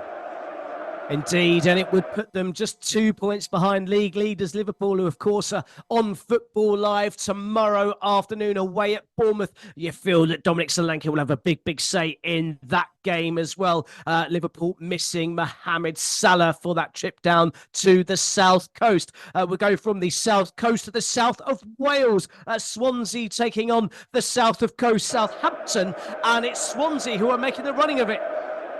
Oh my goodness, we've an open goal. I've just seen an open goal being missed here. It's unbelievably good opportunity for top scorer Jerry Yates. Southampton were keeping the ball at the back, and an absolutely shocking pass out of the back from Jack Stevens. It fell to Patterson, who's been their best player today. His shot come cross went through the legs of Gavin Bazunu, and it fell to just at the back post. I can't believe what I've seen. Jerry Yates hit the post from less than a yard, and it's been all Swansea, in the last couple of minutes, and they really are putting the pressure on Southampton. Swansea 1, Southampton 3 here at Swansea.com Stadium with 81 minutes gone. You are listening to Football Live. Who's enjoying AFCON so far? Yeah. NairaBet is increasing your chances of winning with a 500 Naira free bet every day during the African Cup of Nations. with an extra free bet added every time you back the Super Eagles to win. All you need to do is visit nairabet.com, bet on 3+ selections, claim your daily free bet. 18+. Free bet for backing your country applies to only when betting on the day your country plays. Minimum 3 selections, at least 1 selection on AFCON. Minimum odds per selection 1.2. Minimum bet slip odds 1.5. Free bet will be valid for 7 days. General and free bet terms and conditions apply. I can tell you... no, I can't tell you anything. Pity those poor North London supporters. Absolute chaos at the Etihad. Yes, the goal has finally come. Attack, attack, attack. We've heard about the goat in the crowd. Is there a goal on the pitch? Is Victor Osimhen with the goal. And I'm sure most Chelsea fans out there listening will agree that that simply is not good enough. We're zigzagging all over the United Kingdom. And they've got to play 3-4-2. No, 3-4-3 looks like. Football Live returns tomorrow on the frequency of champions, Brila FM. Whilst half the Premier League are on their winter break, Liverpool return to action, and they are on a mission. Yeah, I have no problem with that. They go to inform Bournemouth, and you can follow all of the action from the Vitality Stadium right here on Brila FM with Football Live from 3 o'clock tomorrow afternoon with Chris Baldwin. Fantastic fans, fantastic stadium. We will also be keeping an eye on bottom club Sheffield United, who play host to West Ham. This could be close. Real Madrid host Almeria in La Liga, and Bayern Munich have a home match in the Bundesliga that we will be covering. They play Werder Bremen at the Allianz. The moment of truth, the ball's there, you've got to put it in the net. We will also cover the AFCON as Morocco look to impress against Congo. Wonderful pedigree. Football coverage like no other tomorrow afternoon right here on Brila FM with Football Live. You are listening to Football Live on Brila FM. Let's get back to the action on Football Live. Hit it, boys. Powered by NairaBet. This is Football Live with Dean Kilford. Yes, indeed. Tune into Football Live tomorrow as well. A big afternoon of footballing action, including Sheffield United, West Ham, Bournemouth, Liverpool. Of course, Morocco versus Congo in the African Cup of Nations. Bayern Munich versus Werder Bremen. Real Madrid versus Almeria. Salernitana versus Genoa. And Celtic versus Bucky Thistle. You never thought you'd hear Bucky Thistle on Football Live. Well, you will do tomorrow afternoon. Of course, we're into the final 12 minutes or so of our first part of Football Live here this afternoon. Coming up in part 2, Ivan Toney's return as Brentford take on Nottingham Forest. We'll have all the action from Mauritania versus Angola. RB Leipzig versus league leaders in the Bundesliga, Bayer Leverkusen. Roma without Jose Mourinho versus Verona, and Valencia versus Athletic Bilbao. I can tell you there's been another chance at the Swansea.com stadium. The last chance left Alex speechless. Has it been another glaring miss from the home side? Glaring misses, no, but 2 incredible saves from Ireland and Southampton's number 1, Gavin Bazunu. Huge chance for Patterson. He forced an incredible save. Southampton were far too composed on the edge of their own box, and Patino won it back. And it fell to Patterson, who about 15 yards out hit a rocket of a shot, and Bazunu tipped onto the post. That was followed up moments later by a wonderfully deep cross to Yannick Balassi, who rose at the back stick.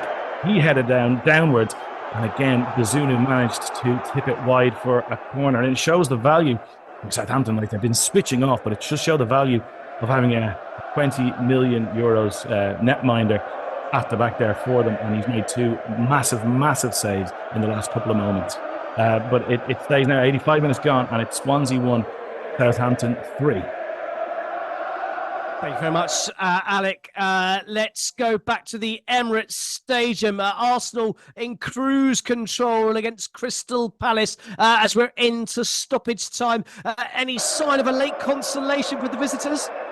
Yeah, there was a half chance from a set piece. Can you believe it? It's whipped in, and it's Chris Richards who was maybe at fault for the Gabriel goal on the 11th minute, losing his man. He had a header. It did whistle just over the bar, but it's the closest they've come for a long time in this game. There's 6 added minutes of injury time, and Palace seem to have maybe the pace of the game has gone a little bit. There's loose passes left and right, and Palace fans are also making it known that they're not happy either. There's lots of signage, all these different groups of fans who are saying the ball has got to go. Too many different decisions on and off the pitch, which are leaving us far too much behind our competitors. The fans are not happy whatsoever. I wouldn't be either. It's Arsenal 3, Crystal Palace 0 in the 92nd minute. Indeed, and there are lots and lots of signs. It seems like it was a planned protest from those away fans who are not happy with what their club is producing. Of course, they brought Roy Hodgson back towards the end of last season. He performed miracles to keep them up in the league, and they were one of the league's form teams for the latter part of last season. But this season has gone back to the reason why Roy Hodgson left in the first place. It's dour football. It's not exciting. The best young players are moving on to other clubs, and the fans are just not happy. So we're into the third of 6 additional minutes at the Emirates Stadium. Arsenal cruising to a 3-goal victory at home in the London derby against Crystal Palace. I can just tell you that it's still Swansea City 1, Southampton 3 in the Championship. Southampton making those changes, certainly taking their foot off the gas and almost allowing Swansea back into this one. In the Turkish Superliga, it's the away sides who are leading in both the games currently going on, just about the hour marker.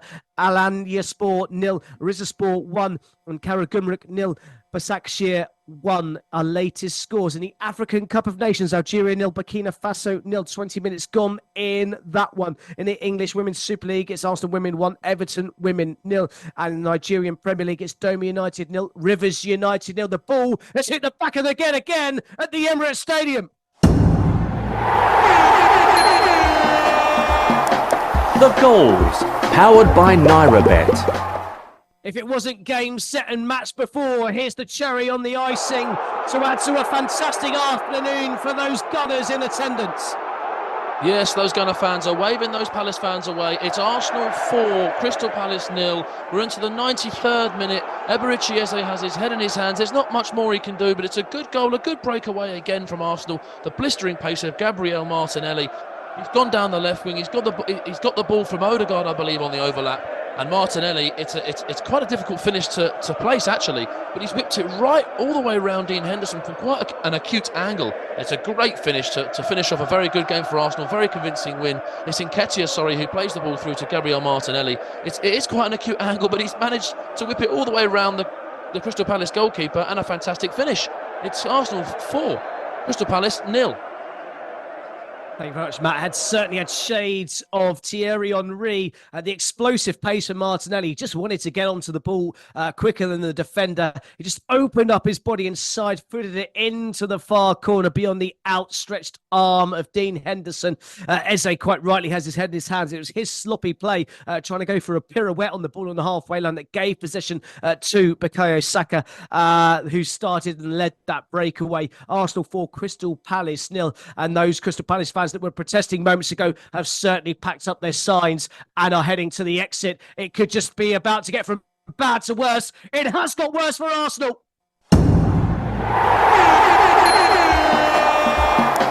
The goals, powered by NairaBet. Boy, oh boy, oh boy. Martinelli at the double. It's a bad, bad day for Crystal Palace, Matt Smith. Goodness me, it's an absolute lightning double for Gabriel Martinelli. 2 minutes ago, less than that, it was 3-0. It's now 5-0 to Arsenal. Arsenal 5, Crystal Palace 0. There are some glum faces in the Palace end, and all the players are just zapped of energy. They don't really know what the answer is. They're looking to Roy Hodgson, they're looking to the board. Nobody has the answers. It's a good little finish again. It started really from a big long clearance from Dean Henderson, and Arsenal are able to actually sort of defend this quite well. It's clear it's a long sort of ball from Jorginho, who plays Gabriel Martinelli through. It's a high line from Crystal Palace. Martinelli's basically one-on-one with the goalkeeper, and it's the same corner. Dean Henderson can't get down again, and it's almost a carbon copy, just a little bit further out. It's Arsenal 5, Crystal Palace 0 into the final 30 seconds. It's really naive defending from the Crystal Palace right back. Just pushed forward and completely left this man. Martinelli exploited the space. You have to say it was a simple but exquisite pass from Jorginho to dissect that Crystal Palace defence. And Roy Hodgson will have a lot of answers to face in this press conference. There was already pressure on him before this game. There's certainly going to be pressure heaped on his shoulders as the full-time whistle has gone at the Emirates Stadium. It's finished Arsenal 5, Crystal Palace 0. Roy Hodgson potentially his head on the chopping block. The name of former Brighton manager Graham Potter has been linked potentially with that, well, I would say vacant managerial position. Roy Hodgson hasn't been sacked yet, but potentially with the results like this, his tenure may not be much longer. Matt, let's bring you back in. Full-time whistle now. You fear for Roy Hodgson at all? I think so. I think it's, the results haven't been good enough as of late, and this one is going to be a real sort of knife in the heart moment for Roy Hodgson. I think they came with a game plan, and Arsenal have picked that apart piece by piece, and really 3-0 wouldn't have been that bad. It's, Joachim Anderson's talking to the fans, and he's saying, what more do you want? We tried our very best. The fans are obviously not happy. But the players, they can only do what they can do. Roy Hodgson's told them to, set out a plan, and it's just not working. They got absolutely thrashed today, 5-0. No shared vision, no structured plan. Parish out and the Americans out. That's what the Palace fans want, and they are not happy. Eberechi Eze shaking his head, almost laughing a little bit at how poorly that his team have played. Roy Hodgson just looks on. It's a very a dampening day for Palace fans and Palace players. It have to be said, if you're a Palace fan, seeing that sort of smirky, smiling reaction from Eze, that's the kind of reaction that's going to wind you up, isn't it? Absolutely right. I really can't. I can't blame him. If you can't laugh, you're going to cry, and I think that's what a lot of Palace fans will be doing later on this evening, watching it back on the highlights. They'll be thinking, "Goodness me, we are not where we need to be." And I'll be honest with you, if a big club, either in the Premier League or elsewhere, if Eberechi Eze doesn't go elsewhere in January, he will surely go in the summer. He's a fantastic talent, and I think he deserves a little bit better than where he's playing at the moment. It's finished Arsenal 5, Crystal Palace 0. Brilliant. Thank you very much, Matt. Eze did then go over to the away fans and held his hands up.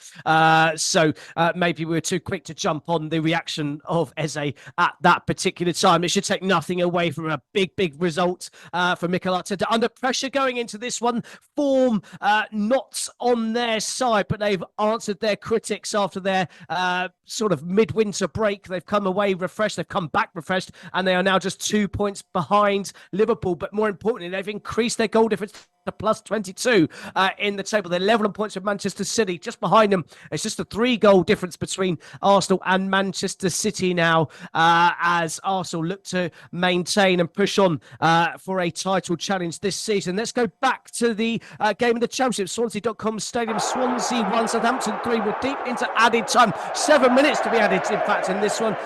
The game, is it petered out now, Wannick Hughes? It's petering out, but only because there are 2 goals between the two sides. Swansea have had chance after chance in the last 15 minutes.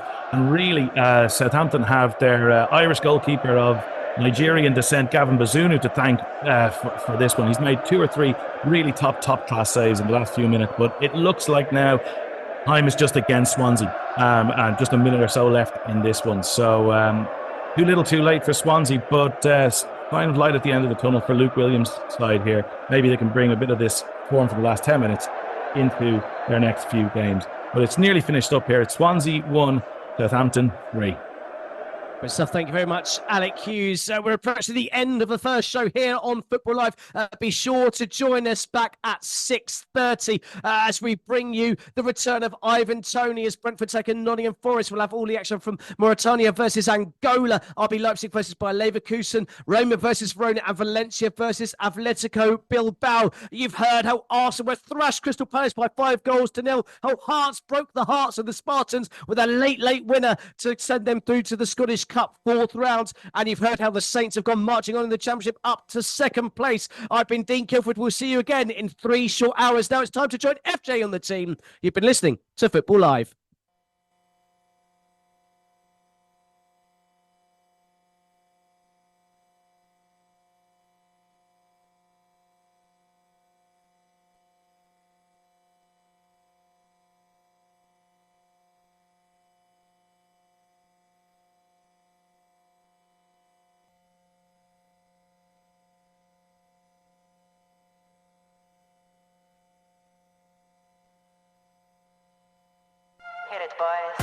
Powered by NairaBet.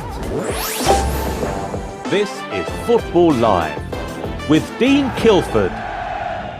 Well, a very warm welcome back to Football Live, powered by NairaBet. The first part of our show was full of goals, but no surprises, as we heard 3 goals in the Scottish Cup as Frankie Kent's injury time goal broke Spartans' hearts, and it was indeed Hearts that progressed to the 5th round. There were 4 goals at the Swansea.com stadium as the Saints marched on to a 3-1 victory over Swansea to extend their unbeaten run to a club record 20 games. And there were 5 goals for Arsenal as they put Crystal Palace to the sword at the Emirates and put the Premier League on notice on their return from their mid-season break. Part 2 is certainly bigger, but will it be better?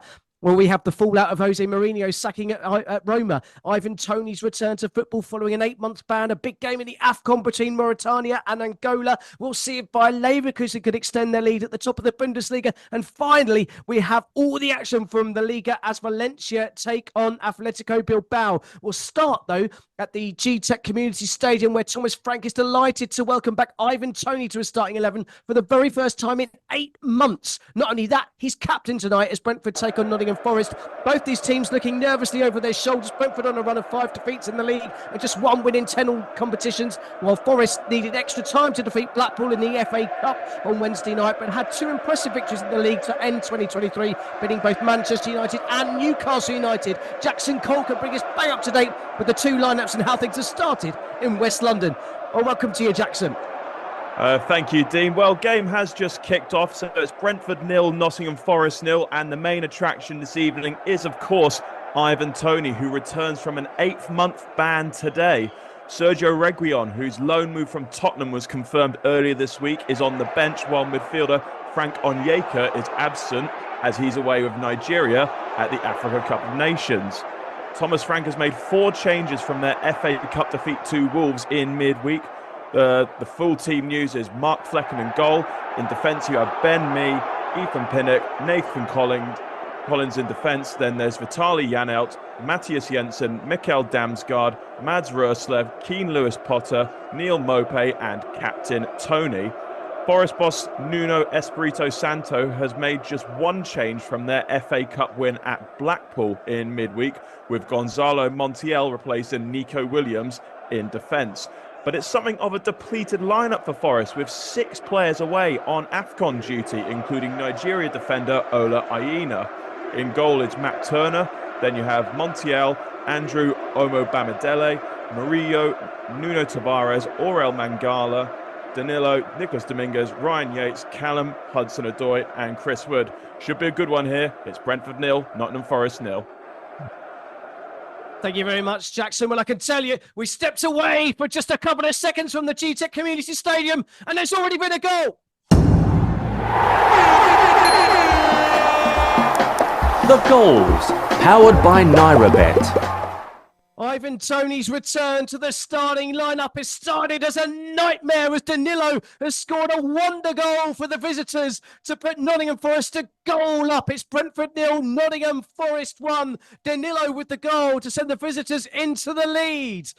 Meanwhile, let's take 1 foot into the Serie A, where Roma are certainly the talking team. Their fans in shock. Their hero, Jose Mourinho, sacked following that 3-1 defeat to AC Milan. The club sitting just 4 points from the Europa League place and 5 points off the Champions League spot. New man in charge, Daniele De Rossi, understands this fans' love of Jose, but hope they'll have some room in their hearts for loving him as well. He'll certainly fancy his team's chances at home to lowly Verona, as they already have a 2-goal lead. It's about half an hour gone there, and Molly Sumter is in place at the Stadio Olimpico to bring us bang up to date with what's been going on in the early stages of this one. Very warm welcome to you, Molly. Thanks, Dean. You're exactly right. Goodbye, Mourinho. Hello, De Rossi. What a start Roma have had here at the Stadio Olimpico. 2 goals in just 6 minutes for Roma, and unfortunately 2 costly mistakes from Verona. El Shaarawy snatching from midfield for the first brilliantly worked goal, leaving a tap in for Romelu Lukaku, and a defensive shambles for the second allowed a fantastic half volley from Pellegrini. This is exactly what Roma needed, and in the meantime Leonardo Spinazzola has been replaced by Rasmus Christensen with an injury. It's all going on here at Roma. We've had a penalty checked by VAR VAR and not given. I think there was a handball shout from Roma in the box, headed towards a Verona player, but nothing came of that. A very, very exciting first half here at Roma. It's 33 minutes gone. It's Roma 2, Verona 0. A perfect start for De Rossi as Roma beating Lonely Verona by 2-0. Let's go and hear about that early goal at the GTEC Community Stadium. Nottingham Forest, a goal to the good. Jackson goal. What a goal that was. Certainly was. Brentford 0, Nottingham Forest 1, and what a goal it was. It was Danilo, just his second goal of the season. It was pretty poor defending from Brentford. They had multiple opportunities just to boot the ball away. It was booted more up than out by two Brentford players. And there was Danilo, 25 yards from goal, control of his knee, and then just smacked it into the corner of the net. Mark Flecken, absolutely no chance. Not the return Ivan Toney had in mind, that's for sure. It's Brentford 0, Nottingham Forest 1. Quite brilliant goal. You'll want to search out and find if you can. Brentford 0, Nottingham Forest 1 at the GTEC Community Stadium. And there's a big game going on in the African Cup of Nations. Mauritania versus Angola. Angola will look to capitalise on the earlier 2-2 draw between Algeria and Burkina Faso and put one foot in the next round of the African Cup of Nations. Meanwhile, Mauritania lost their opening game and without a win since their 2-1 win over Madagascar back in October. Patrick Norret is the man to keep us up to date and bring us details of an early goal in this one. A very warm welcome to you, Patrick. Well, welcome indeed. It looks warm up where they're playing, I can tell you that. Well, I can tell you for the first 30 minutes, nothing really happened until Angola got a corner on the right-hand side, which is Mauritania's left-hand side, and the ball came in from the corner, and Dala picked up the pieces. A little melee in the middle of the box, but Dala picked up the pieces on the edge of the box and well-ful it into the net. So at the moment, with 36 goals, it's Mauritania 0, Angola 1. Brilliant stuff for Angola, leading and putting them up to 4 points from their opening two games as things stand. We haven't got round to our game in the Bundesliga yet, but there's already been a goal. The goals, powered by NairaBet. I was going to tell you about the fantastic start to the season Bayer Leverkusen have had, unbeaten at the midway point of the season, 4 points clear at the top of the table, where they're behind here early on at the Red Bull Arena against RB Leipzig. It's RB Leipzig 1, Bayer Leverkusen 0. It's Xavi Simons with the goal that's given the home side the lead, looking to avenge a 3-2 defeat on the opening day of the season. It is the home side that have the lead in that game. RB Leipzig 1, Bayer Leverkusen 0 is the latest score. We'll go and join Matt Temple very, very shortly to hear details of that goal. In the meantime, let's head over to the Liga. A mouth-watering clash between Valencia and Atletico Bilbao. The home side on a run of 3 successive league victories, looking to continue their push up the table, but standing in their way are a Bilbao team who are an incredible 14-game unbeaten run and currently sit third in the table. Mark Thomas is at the Estadio de Mestalla for Football Live this evening. Good evening to you, Mark. Good evening to you, Dean. We've got a very lively start here. Both teams have come flat out. Good attacking play from both sides. A lot of goalmouth action. Nothing serious yet. Goalkeepers haven't made too many saves. We've got a few changes for Atletico Bilbao today. They've made 5 changes. Valencia, meanwhile, have made 1 change. Safe to say that Bilbao are one of the surprises of the season, to be honest with you. They're in third place right now, 41 points. They haven't lost in any competition in 14 games, so it looks like they're the favourites, but of course they are the away team. Right now, after 8 minutes, it is Valencia 0, Atletico Bilbao 0. Still goalless in that game in the league. And there has been a goal, of course, in the African Cup of Nations. Mauritania 0, Angola 1, but the Mauritania almost found a way back into that one, didn't they, Patrick Norret? Yeah, they did. They actually worked the ball very slowly to the edge of the box, and Kuwaiti took a shot, left-hand shot, and it just went wide. Actually, the goalkeeper touched it. It's a corner. So with 38 gone, it looks like Mauritania trying to get back to this game. 38 gone is Mauritania 0, Angola 1. Brilliant stuff. Let's head to Germany and the Red Bull Arena. Let's hear about that early goal for RB Leipzig. Matt Temple, a very warm welcome to you. And what a start for the home side in this one. Yes, good afternoon, Dean, and good afternoon, everyone. I was preparing to tell you that it was a very, very slow start to the game by league leaders Bayer Leverkusen, but a fantastic goal here by Xavi Simons. The ball gets whipped into the box. A great touch and turn from Xavi Simons, who strikes it with his left foot, surprises the keeper a little bit, and it's into the bottom corner. So a slow start from Leverkusen, but a fantastic start here for fourth place Leipzig, who'll be looking to make up some points to get back towards the top of the table. It's RB Leipzig 1, Bayer Leverkusen 0. Brilliant stuff. Thank you very much, Matt. This is bringing you up to date with some of the other latest scores across the footballing world in the Turkish Super League. Adana Demirspor 1, Ankara Gücü 1 is a latest score. There's about 12 minutes left to go in that one. Pendikspor have just added a fourth goal against Besiktas. A big shock on the cards in that one. 4-0, the latest score there. Tiam scored the third. Akbuna has scored the fourth. This is second of the afternoon to make it Pendikspor 4, Besiktas 0. A big shock in Turkish Super League. In the Scottish Cup, we had a potential early shock, but Spartans' hearts were broken by Hearts following that late Kent winner deep into injury time.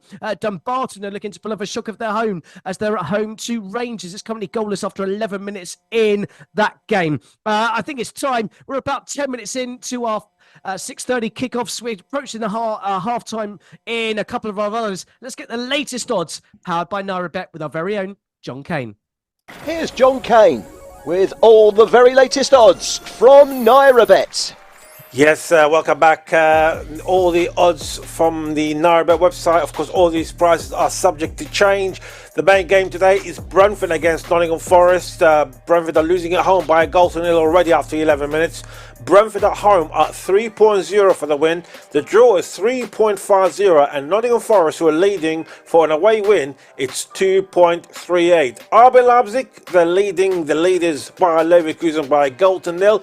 However, Leipzig are 1.62 for the win. The draw is 4.50. And if you think Leverkusen will turn it around, and we've seen it so many times, they've been absolutely great, haven't they, by Leverkusen? They are 4.75. So it's a very good price for it if you really fancy it. The African Cup of Nations are reaching half-time. About 3 minutes to go. It's Angola 1, Mauritania 0. Mauritania are, in fact, just been suspended because there has been a goal, Dean. You know what that means? It's time to cue the signal.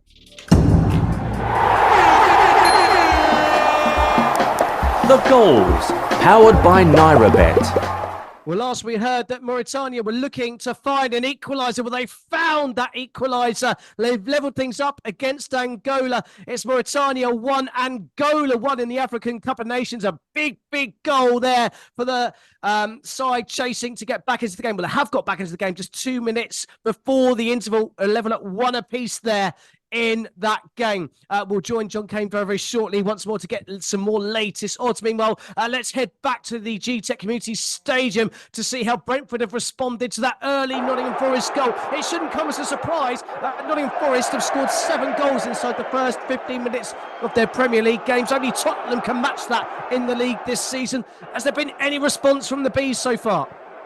Well, Brentford, they passed the ball pretty nicely, but they haven't really created any meaningful chances. If anything, Forest are the ones looking more dangerous. Chris Wood is giving the Brentford defenders the run around at the G-Tech Community Stadium. So I would say right now Forest are looking the better side, but Brentford by no means panicking at this stage. I think having Ivan Toney back is rubbing off on them well, because he cuts a very relaxed figure a lot of the time, especially when taking penalties. And maybe they should feel relaxed, because in fact last season the goal scorer Danilo, he scored in this fixture last season. It was the opening goal, but the game ended up finishing 2-1 to Brentford. So a good little omen there for the Bees, but right now they do have some work to do. It's Brentford 0, Nottingham Forest 1.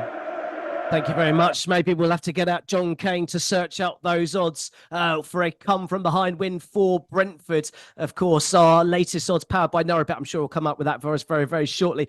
Meanwhile, let's check back in to the game in Spain. The Liga, Valencia versus Atletico Bilbao. Goalless last time we heard Mark Thomas, but there's been a chance for the home side. Yes, we've had a couple of chances, one for the home side.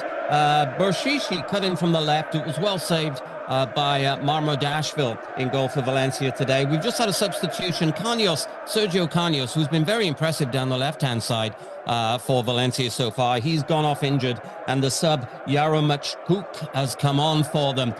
14 minutes gone here, still goalless. Valencia 0, Bilbao 0.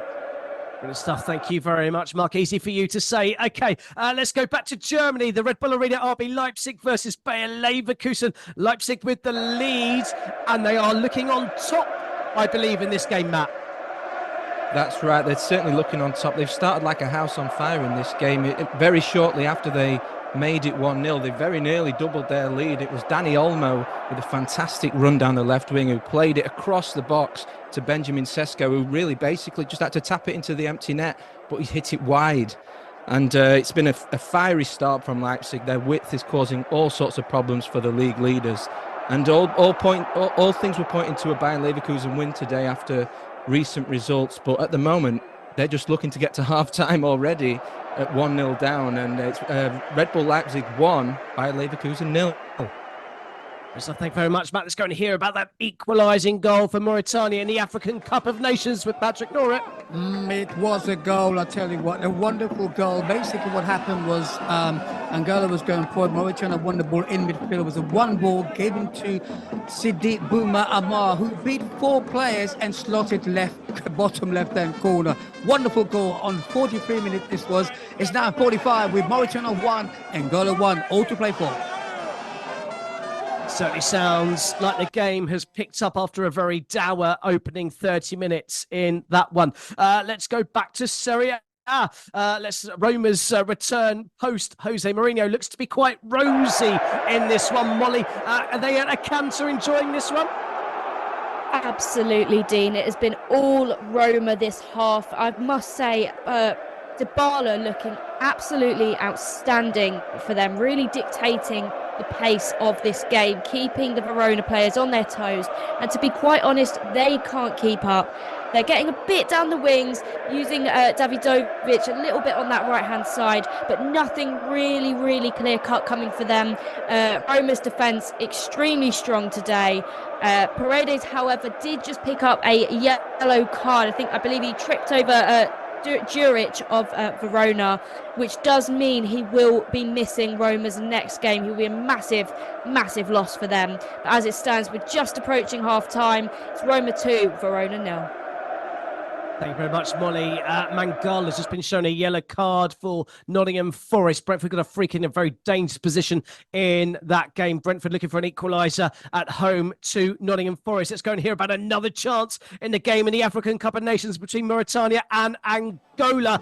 And it's Mauritania who look the more likely to take the lead in this one, Patrick. Yeah, they're taking the game to Angola. I've got to say that. I tell you what, this chance, 50 yards out. Again, that man Sidi Bouma Amar. Wonderful strike and the keeper around, turning around the post. It's mine. I was saying now, we play, you play. It seems that both sides, another shot came in. It seems that both sides want to try to win this game. Right, it's Mauritania 1 with Angola 1 with 45 gone. Good stuff. Thank you very much. Big games in the African Cup of Nations. Earlier on, it finished Algeria 2, Burkina Faso 2. That was the earlier game. Konate gave Burkina Faso the lead in injury time in the first half. Bounedjah equalised 5 minutes after the restart for Algeria. Traore retook the lead for Burkina Faso from the penalty spot before Bounedjah scored his second deep into added time to earn a share of the spoils. And there's been another goal at the G-Tech Arena.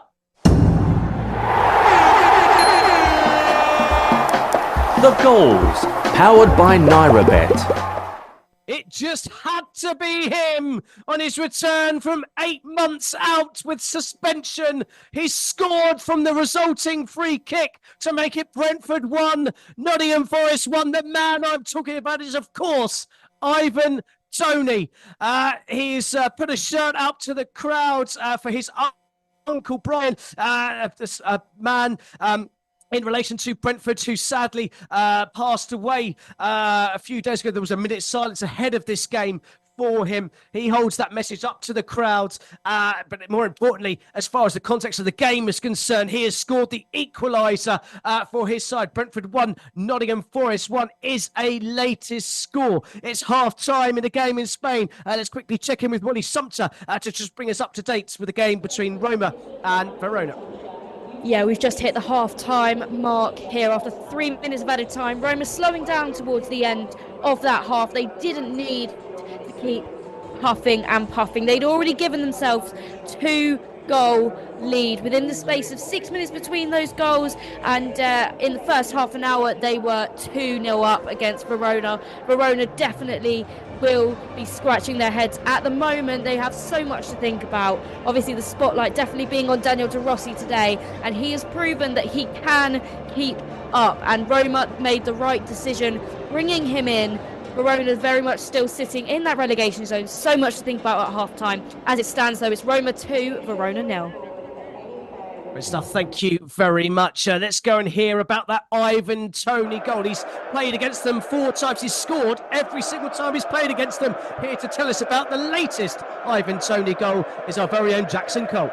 Brentford 1, Nottingham Forest 1. A fairy tale return for Ivan Toney, who's got his side on level terms. A free kick from the edge of the box. I didn't know he had that in his locker, to be honest. I thought it was just penalties that he could do in terms of set pieces. But it was a low, hard free kick through the Nottingham Forest wall. There will be an inquest there by Nuno Espirito Santo as to how that's managed to go through. And then the Forest goalkeeper had absolutely no chance. And as you mentioned just a couple of minutes ago, a lovely tribute from Ivan Toney to the Brentford fan known as Uncle Brian. But now Brentford are level and searching for that win with their main man, Ivan Toney, back amongst it. His first goal of the season, 20 goals in the Premier League last season. It's Brentford 1, Nottingham Forest 1.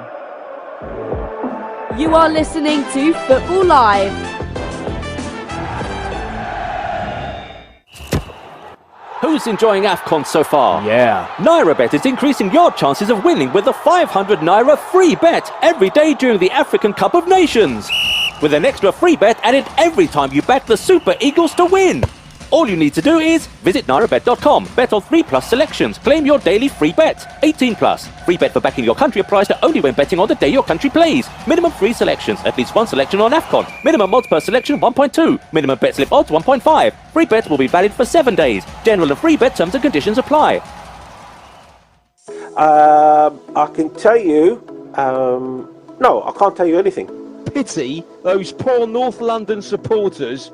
Absolute chaos at the Etihad. Yes, the goal has finally come. Attack, attack, attack. We've heard about the goat in the crowd. Is there a goal on the pitch? Is Victor Osimhen with the goal. And I'm sure most Chelsea fans out there listening will agree that that simply is not good enough. We're zigzagging all over the United Kingdom. And they've got to play 3-4, 3-4-2, no, 3-4-3 looks like. Football Live returns tomorrow on the frequency of champions, Brila FM. Whilst half the Premier League are on their winter break, Liverpool return to action, and they are on a mission. Yeah, I have no problem with that. They go to Inform Bournemouth, and you can follow all of the action from the Vitality Stadium right here on Brila FM with Football Live from 3 o'clock tomorrow afternoon with Chris Baldwin. Fantastic fans, fantastic stadium.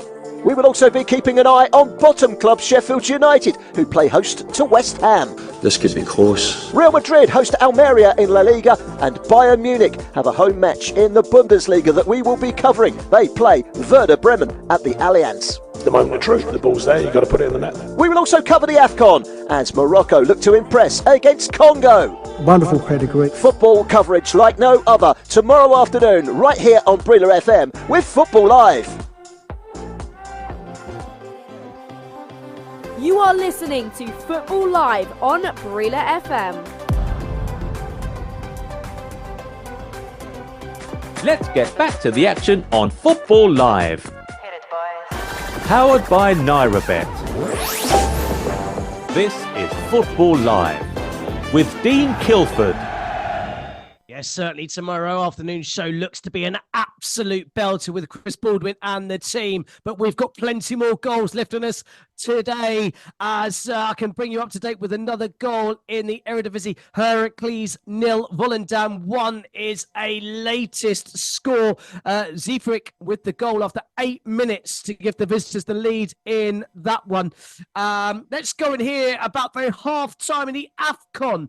We are level at Mauritania 1, Angola 1. Angola took the lead after what could only be described as a pretty dour half hour, but the last 15 minutes certainly came to life, didn't they, Patrick Norrit? Yeah, definitely. That I would say to you, the first 30 minutes of the first half, nothing really happened until Angola had a corner on the 30, and they took the corner, and there was a little melee in a goal mouth, and then Gilson Dalla got hold of it, took a shot, close range shot, buried it. It's 1-0 to Angola with 30 gone, and then Mauritania had a few chances. They kept the ball, they kept coming with it, kept plodding, and nearly scored again. But on 43 minutes, there was a nice pass given to Amar. He got hold of the ball, beat 4 defenders as if they weren't there, and slotted it left-hand corner. That made it 1-1. I tell you what, for me, both teams have to win today because a draw is not good for either team. So it's at half-time. Mauritania 1, Angola 1. Absolutely, although a point for Mauritania would still give them a glimmer of hope in order to qualify for the next round against anyone's expectations. Let's just do a quick go round the grounds. We'll start the GTEC Community Stadium where Brentford equalised last time we heard, and it looks like they've been pushing on to turn this game around, hasn't it, Jackson? Yeah, absolutely. Still 1-1 between Brentford and Nottingham Forest, but the Bees, they certainly have their tails up. Ivan Toney, he's been really boosted by that goal. As I said, a bit of an inquest in the Forest camp as to how that managed to get through the wall and into the bottom corner. And in fact, Ivan Toney, he looked like he was going to get his second goal of the afternoon. It was a cross in from the right. He was going for the spectacular overhead kick, but Andrew Omo Bamidele managed to make the interception with his head. I mentioned a bit early on in the show that in this fixture last season, Danilo gave Forest the lead in this fixture. Ivan Toney, he got the equaliser in that game, which finished 2-1 to Brentford. Josh Da Silva got the winning goal. He is currently on the bench, but perhaps if Thomas Frank is the superstitious kind, he might want to bring on Josh Da Silva. But right now, it is Brentford 1, Forest 1. Indeed, thank you, Jackson. I actually commentated on that game last year, and it was a pretty thrilling game towards the back end of the season, and this one has started to heat up already in West London. Let's head to the Red Bull Arena where RB Leipzig has started on fire against top of the league by Leverkusen. Have Leverkusen found any way back into this game at all, Matthew Temple? They haven't managed any way back in at all so far, Dean. In fact, I think Xabi Alonso will be quite upset with how slowly his team have started in this game. They look a bit devoid of energy, ideas a little bit, and RB Leipzig, on the other hand, you know, they're throwing everything at Leverkusen at the moment, trying to double their lead, and you just wonder whether those three teammates lost to the AFCON, and of course the long-term injury of Victor Boniface. You wonder if that's had an impact to Leverkusen's play, but at the moment they're really, really struggling to get anything going. The game has slowed down a little bit, might allow them back into the game. 25 minutes gone here. It's RB Leipzig 1, Leverkusen 0. Thank you very much, Matt. Yeah, it was a tall, struggling effort last week as they eked out a late winner against Augsburg, a 94th minute winner, in fact, to give them all 3 points in that one. It's not been a great start for the league leaders at the Red Bull Arena. Let's head to the game in the Liga at the Estadio de Mestalla, where Valencia are taking on Atletico Bilbao. Goalless last time we heard. Any side of an opening for either side there, Matt? Well, both teams are huffing and puffing a little bit. Yaremchuk, since he came on, has been lively down the left-hand side instead of Canis for Valencia. And I've got my teeth back in, so I've said his name properly, and I'm relieved about that. They've been huffing and puffing, you know, both defenses holding very firm. We're still looking for that vital first goal. You get the sense in this game, whoever scores first is going to go on and win it, because it's not been a classic by any standards, but both teams are giving it their all, and just a bit boggy in midfield. 28 minutes gone, and still Valencia 0, Bilbao 0. Brilliant. Thank you very much, Mark. There's a bit of pushing and shoving going on in the box at the GTEC Community Stadium. Referee just getting involved and just trying to calm down. Montiel for Forest getting involved with Neil Mopai, a bit of a hothead, known for that himself. Earlier on Football Live, we had a game from the English Premier League involving Arsenal and Crystal Palace. It's fair to say it was pretty one-sided from start to finish. Reporting on that game for us, we had Football Live's very own chief reporter. I think he'll like me calling him one of our chief reporters. Anyway, and I was going to say Matthew Key. It was, in fact, Matt Smith who was covering that game for us. I'll get my teeth in as well, Mark, as we heard his full-time report from Arsenal's dominance in that game. Arsenal had the large majority of the ball in the opening 10 minutes, but it was a set piece that got them ahead. Declan Rice swung a high corner. Defender Gabriel rose above the Palace defence and nodded the ball down past Dean Henderson to make it 1-0 11 minutes in. On the 38th minute, another swinging corner from Arsenal, this time from Bukayo Saka. Gabriel lost his man again and headed the ball in off the back of Dean Henderson. Leandro Trossard scuffed a huge chance to make it 3-0, but he redeemed himself. David Raya launched a throw down the line to Gabriel Jesus to make it a 2v2. Jesus played in Trossard. Trossard took it past Klein and lifted it over Henderson to make it 3-0. Nketiah played through Martinelli late into the game, and the Brazilian placed it neatly past Dean Henderson to make it 4-0 deep into added time. And less than a minute later, it happened all over again.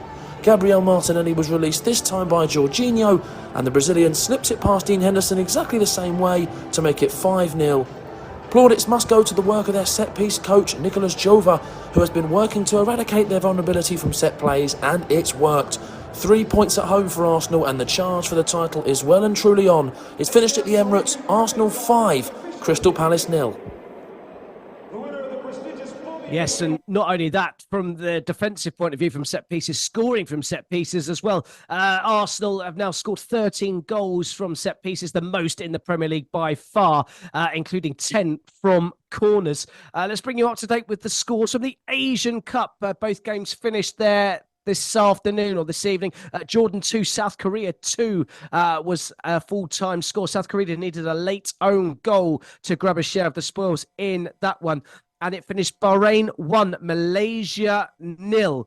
A late goal again. Maiden's goal in the 95th minute secured the 3 points for Bahrain in that one. All of that means that South Korea are second in the table. They've got 4 points level with Jordan. Then Bahrain have got 3. Malaysia with 0 points from the opening 2 games. So all to play for Jordan, South Korea and Bahrain, as any two of those 3 could potentially go through. Potentially all 3 could go through to the next round of the Asian Cup. In the English Championship, Swansea 1, Southampton 3 was a game we covered here on Football Live.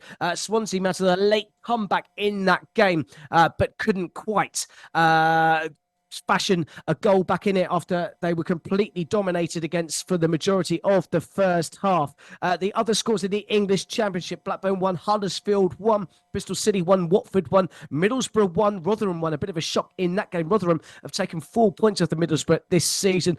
Norwich City 2, West Bromwich Albion 0, Plymouth 3, Cardiff City 1, QPR 2, Millwall 0, Sheffield Wednesday 1, Coventry 2, and Stoke City 1, Birmingham 2. A big result for Birmingham post Wayne Rooney. A first win for them in quite some time. Let's go back to the GTEC Community Stadium. There's a big chance for Brentford. Yeah, absolutely. It should be 2-1 to Brentford, to be honest. It fell to Keane Lewis Potter, who scored in Brentford's last Premier League outing. That was back in December, on December the 30th. It was a corner whipped in from the left deep, retrieved by Ivan Toney. The ball ended up at the feet of Lewis Potter from less than 6 yards out, and he hit the ball against the crossbar. He really should be hitting the target. And credit to Matt Turner, the Forest goalkeeper. The ball then rebounded off him, but he managed to angle his body in such a way that it didn't then roll into the net, and then one of his defenders just booted it away to safety. It's all Brentford at the moment, but the scoreline is Brentford 1, Nottingham Forest 1. It's like time stood still there momentarily as the ball hit the bar, and you just thought it was going to trickle over. But kudos to the Nottingham Forest goalkeeper for managing to keep the ball out of the net. Let's bring you up to date with some of the other scores from earlier on this afternoon in the English Women's Super League. Arsenal women 2, Everton women 1 was a full-time score. Arsenal women 1 took the lead after 9 minutes. Ford's goal getting the lead, but short-lived as Snodge's goal equalised for the visitors before Beth Mead restored the Gunners' lead, and 3 points for Arsenal women in that one. I can tell you there's been a goal in the Scottish Cup. Those of you looking for an upset, you're looking in the wrong place so far. It's Dumbarton 0, Rangers 1. That's the latest score in that game with 10 minutes to go to half-time. It's 10 minutes to go half-time in our featured games in Football Live. In the English Premier League, it's Brentford 1, Nottingham Forest 1. In the Bundesliga, RB Leipzig 1 by Leverkusen 0. And in our game in La Liga, it is currently goalless between Valencia and Atletico Bilbao. Let's bring up to date with the full-time scores elsewhere in the Bundesliga. It finished Bochum 1, Stuttgart 0, Darmstadt 2, Eintracht Frankfurt 2. A big point for Darmstadt in that game. FC Köln 0, Dortmund 4 was a full-time score. Big statement win for Dortmund in that one. And 10-man Freiburg beat Hoffenheim by 3-2. And Heidenheim and Wolfsburg played out a goalless draw. We're just underway in Rome. Roma 2, Verona 0 was the halftime score. A great start for De Rossi in charge of Roma. Let's go and join Molly Sumter for a change from the visitors who need to do something to alter the onslaught they suffered in the first half. Absolutely, Dean. Yeah, Marco Baroni has decided to make a change at half-time. Federico Bonazzoli comes on for Jordi Mbula. It looked as though Mbula might have been injured or slightly stretched towards the end of that first half. Nothing too serious though, so yet to be kind of seen whether this is a tactical change or an injury change. Roma very much coming out of that break, still dictating the play. Verona chasing a little bit, but we'll wait to see if these substitutions make any difference here. It's still Roma 2, Verona 0. Great stuff. Thank you very much, Molly. I'm sure we'll be back to you very, very shortly. I'd love to get your thoughts on the changes that have occurred in Rome with Mourinho out and De Rossi in. Let's bring you up to date in the Eredivisie in Holland. Nijmegen 1, Twente 0 is a full-time score. We're about 20 minutes gone. Heracles 0, Volendam 1 is a latest score. In the Nigerian Premier League, it finished Doma United 1, Rivers United 1, Bendel 3, Sporting Lagos 1 and Kwara 1, Sunshine Stars 0. They're all full-time scores. We're back underway in the African Cup of Nations. Big games in Mauritania and Angola. And there's been some changes for Mauritania at the interval, Patrick Norrit. Yeah, the manager's made a change. Ali Abid, the captain, I couldn't see an injury, whatever. He doesn't look injured. And brought on Kadim Diwar. And I think he's a centre midfield player. And already they had one chance before you can just had a cross. With that's Mauritania. With 47 just gone. It's Mauritania 1, Angola 1. This is going to be a good game because there must be a winner, I think. Indeed, you'd think both teams were going to push on hard in this second half to try and find that winning goal. Let's go back to the GTEC Community Stadium. Brentford 1, Nottingham Forest 1. Last time we heard, we're approaching the last 7 minutes of the first half. Brentford on top last. We heard of Forest found a way to settle back into this one at all. Yeah, I'd say so. They've regained some of their composure. I'd still say Brentford have been the better side so far. A few famous faces in the crowd watching, presumably Ivan Toney. Stormzy, the musician, he's in the stand, as is Steve Holland, who's Gareth Southgate's assistant with the England national team. Of course, Ivan Toney has one England cap to his name, and he'll be eager to have a good remainder of the season with Euro 2024 coming up this summer. It does look like it's going to be between him and Ollie Watkins to become Harry Kane's understudy as the second centre forward. But yeah, as I said, Nottingham Forest looking a bit better after that very good spell for Brentford after their equaliser by Ivan Toney. And yeah, we're just coming up to the end of the first half, and it's Brentford 1, Nottingham Forest 1. Brilliant. Thank you very much, Jackson. Let's go check back in La Liga. Valencia versus Atletico Bilbao. Is it warming up at all there, Mark? Chances flying at either end? Well, there's a few half chances going, but really both goalkeepers really haven't been troubled too much right now. It's a game that's not boiling up at all. Both defenses are playing high lines, and there's a bit of counter-attack football going on, but everybody's holding strong. Bershishi and Williams look the biggest threat, to be perfectly honest, coming down the left-hand side. For Atletico Bilbao. But yeah, we've got 38 minutes gone here, Dean, and we're looking forward to our Café con Leche at halftime. It's still Valencia 0, Atletico Bilbao 0. I tell you what, I fancy one of them myself, if I'm perfectly honest with you, Mark. I can tell you, though, in the African Cup of Nations, Patrick Norris said both teams will be chasing for a winning goal. Well, we've had one at the start of the second half. The goals, powered by NairaBet. And Gelson Dala has scored again to give Angola the lead for the second time in this game. It's Mauritania 1, Angola 2. Let's go and hear about that goal with Patrick Norris. I'll tell you what, it is a carbon copy of the Mauritania goal, right? What he did, he picked up the ball from the halfway line. And this is Dalla again, the one who got the first goal for Angola. He just ran, beat 4 defenders, easy past the keeper. So with 50 gone, it's Mauritania 1 and it's Angola 2. Perfectly pushing their way for all 3 points, and what a big 3 points it would be, and surely 1 foot in the next round of the African Cup of Nations. Slight concern about a head injury in the game between Brentford and Nottingham Forest. Some substitutes warming up. Big clash of heads. Players from both sides down receiving treatment at the moment. I can tell you it's been a second goal for Rangers in the Scottish Cup tie away at Dumbarton. It's Dumbarton 0, Rangers 2. Rangers very much on top and looking like a safe passage through to the Scottish Cup 5th round. Let's check back in at the Red Bull Arena. RB Leipzig taking on Bayer Leverkusen. The visitors haven't got going last time we heard. Matt, any change, or is it still one-way traffic?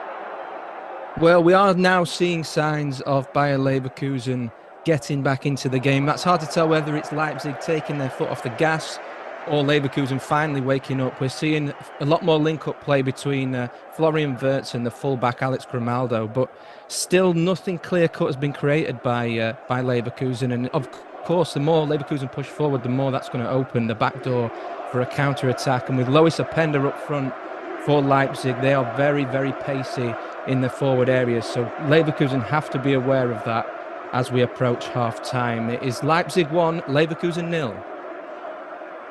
Good stuff. Thank you very much, Matt. Let's bring you up to date with the scores in La Liga from earlier on this afternoon. It finished Rayo Vallecano 0, Las Palmas 2. Rayo Vallecano were down to 10 men in that game. Villarreal 1, Mallorca 1 as a full-time score. And as you've just heard moments ago, Valencia 0, Atletico Bilbao 0. Mark Thomas covering that one for Football Live, currently going on right now. In the Turkish Superliga, we've had 5 games this afternoon. Earlier on at lunchtime, Kasim Pasa 3, Hatayspor 0 was a full-time score. Alanyaspor 2, Rizespor 1, Karagümrük 1, Başakşehir 1, Adana Demirspor 1, and Karaguku 1, and Pedikspor 4, Besiktas 0 is the big shock result of the evening in Turkey, which the results of which leave this Besiktas have fallen further behind in their chase of Galatasaray and Fenerbahce at the top of the Turkish Superliga. Rizespor have closed the gap, or they had the opportunity to close the gap, but they ended up losing to Alanyaspor today. And there's been a 4th goal in the game between Mauritania and Angola. The goals, powered by NairaBet. Well, we said that one side needed to push on and get the winner. Well, Angola have certainly taken that mantle, and Gilberto has made it 3-1 to Angola. There is a VAR check in place on that goal, so we'll give you confirmation of that once VAR have cleared or not cleared that goal. Meanwhile, let's go back to Spain. Valencia taking on Atletico Bilbao, and it's the home side that nearly broke the deadlock mark. Yes, it is. We just had the first really serious and potent shot on goal. It came from Gaia, came storming in after the ball got put out on the right-hand side. And Hugo Duro is very dangerous out there. And Lopez, the ball came into the center of the box. Lopez passed it back. And as I said, Gaia came charging in, put the ball about. It was a scorcher. If it would have been on target, the goalie was well beaten. But he put it about a foot wide. And that's really the best chance that we've had so far. After 43 minutes here, it's still stalemate. It's Valencia 0, Atletico Bilbao 0. Thank you very much. There's no goals in Spain, but there's been a third goal in Serie A.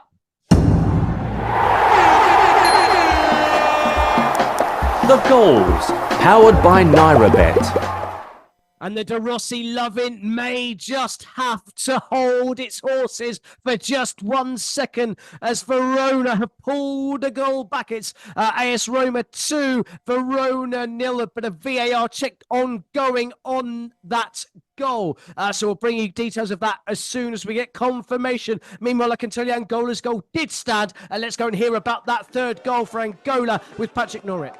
Yeah, wonderful goal again. It was a crossfield ball by Dalla from the left to right. And then you had Gilberto, who actually went in the box, got the ball. It looked like a handball when I see it again, but it wasn't handball, as we now know. The cut inside, left foot shot, bottom left, right-hand corner. It made it 3-1. So it's Mauritania 1, Angola 3. So certainly Angola seem to be have claimed all 3 points in that group game in the African Cup of Nations. Let's go and join Molly Sumpter to give us details of that goal, which has been disallowed, I believe, Molly. Yeah, it would have been exactly what Verona needed to get themselves back into this game. It was a great cross from quite far out, whipped it into the box. It was Folorunso who got onto the end of it, but it looked like in doing so, he has almost shoved the AS Roma defender. So rightly so, this goal has been disallowed. I think it would have been, like I said, exactly what Verona needed. But yeah, it was a real shove from Folorunso on the defender, so it does not stand. It is still AS Roma 2, Verona 0. Thank you very much, Molly. I can tell you it's half-time in the Scottish Cup game at the CNG Systems Stadium. Dumbarton 0, Rangers 2 is the half-time score. Let's check back in at the GTEC Community Stadium. Brentford 1, Nottingham Forest 1. That's just, Jackson, that head injury, was it that serious? Yeah, as you mentioned, there was a clash of heads between Neil Mopé and Nicolas Dominguez. It was neither player was being dangerous. They were just going for a 50-50 ball. Fortunately, both players appear to be okay. They're both back on the field and resuming play, but it would not surprise me if perhaps at half-time both managers decide just to be on the safe side and perhaps take their players off. But yeah, we're just into 4 added minutes at the GTEC Community Stadium. 1-1 is the score between Brentford and Nottingham Forest. Thank you very much. Let's go straight back to Spain. Valencia versus Atletico Bilbao. And it's the home side that nearly broke the deadlock once more, isn't it, Mark? Yes, it is Valencia. They had a corner out here on the left-hand side. It went all the way to the back post. Everybody missed it. And Popello came in with a downward glancing header, which nearly caught the goalkeeper out, but it was just into the side netting there. Andres Herrera hasn't had as much influence on this game, to be perfectly honest, for Atletico Bilbao, as he does have in usual games. Of course, you might remember him from his days at Manchester United. We're approaching halftime. In fact, it is halftime here. It is Valencia 0, Atletico Bilbao 0. Game on in the African Cup of Nations. The goals, powered by NairaBet. We're Mauritania 2, Angola 3 is a latest score. Just on the hour mark, we are very much in interesting territory in this one. Do not put your cup of tea down because this one is about to heat up once more. Mauritania 2, Angola 3 is a latest score. And we'll hear about the details of that goal very, very shortly. Meanwhile, let's go back to the Olympic Stadium. Roma versus Verona. Not only was the goal disallowed, there was also a yellow card shown, Molly. Yeah, I believe it was for unsportsmanlike kind of conduct from Folorunsho, who did score the goal. Seemed like he was really quite unhappy about that being ruled out for the foul on the Roma defender. I believe it was Karsdorp that he shoved over in the box to allow him to get the space to get the goal. We've also had a change here. Nikola Zalewski, 21 years old, coming on for Dybala, which it does look like a slight bit of an injury. I don't think Roma are quite secure enough yet to be taking off the man who has really orchestrated a lot of their attacks here today, really kept the pace of the game up. But it'll be interesting to see what this youngster can do. We've seen great things from him already so far this season, but as it stands, it's 59 minutes gone. It's Roma 2, Verona 0. Thank you, Molly. So in the African Cup of Nations, Mauritania 2, Angola 3. Hour played there. Roma 2, Verona 0. As you just heard, hour played in Serie A. It's just about to be half-time. Half-time has just gone. Brentford 1, Nottingham Forest 1. It's half-time in Germany. RB Leipzig 1 by Leverkusen 0. And it's half-time in the Liga. Valencia 0. Atletico Bilbao 0. It's time to join FJ and the team back in Lagos. You are listening to Football Live. We'll see you again very, very shortly. Hit it, boys. Powered by NairaBet. This is Football Live with Dean Kilford. A very warm welcome back to Football Live. Thank you, FJ and the team in Lagos, as we bring you all the goals as they're going around the footballing world, including one that happened just before we went back to Lagos. Let's hear about that goal for Mauritania that's made it Mauritania 2, Angola 3. Patrick Norrit. Yeah, we got a game now, on in our favor, I would say. What happened was Toyota picked up the ball from the halfway line. He ran forward. They just watched him, and he just took a shot, probably the goal of the tournament, top left-hand corner, and made it 3-2. So 58, we're about, we're 74 gone. I can tell you what, and Mauritania are pushing forward and trying to get another goal, and if they do that, Dalla had a couple of chances to put it to bed, but eventually I think they will get caught out. So with 74 gone, it's Mauritania 2, Angola 3. Thank you, Patrick. Yeah, Mauritania certainly leaving themselves open to the counter-attack as they push on in search of that equalising goal. Well, I can tell you, there has been a third goal in Serie A. The goals, powered by NairaBet. They had a scare as Juric missed from the penalty spot. They've now conceded a goal, or have they? VAR are checking for yet another time. Will Verona have a second goal disallowed in this game? Folorunsho is the man that we think has pulled Verona back into this one, but we will hold fire as VAR check in on this one. Meanwhile, let's go to the G-Tech Community Stadium. It's just about to kick off in the second half to hear how the first half unfolded. Here's Football Live's very own Jackson Cole.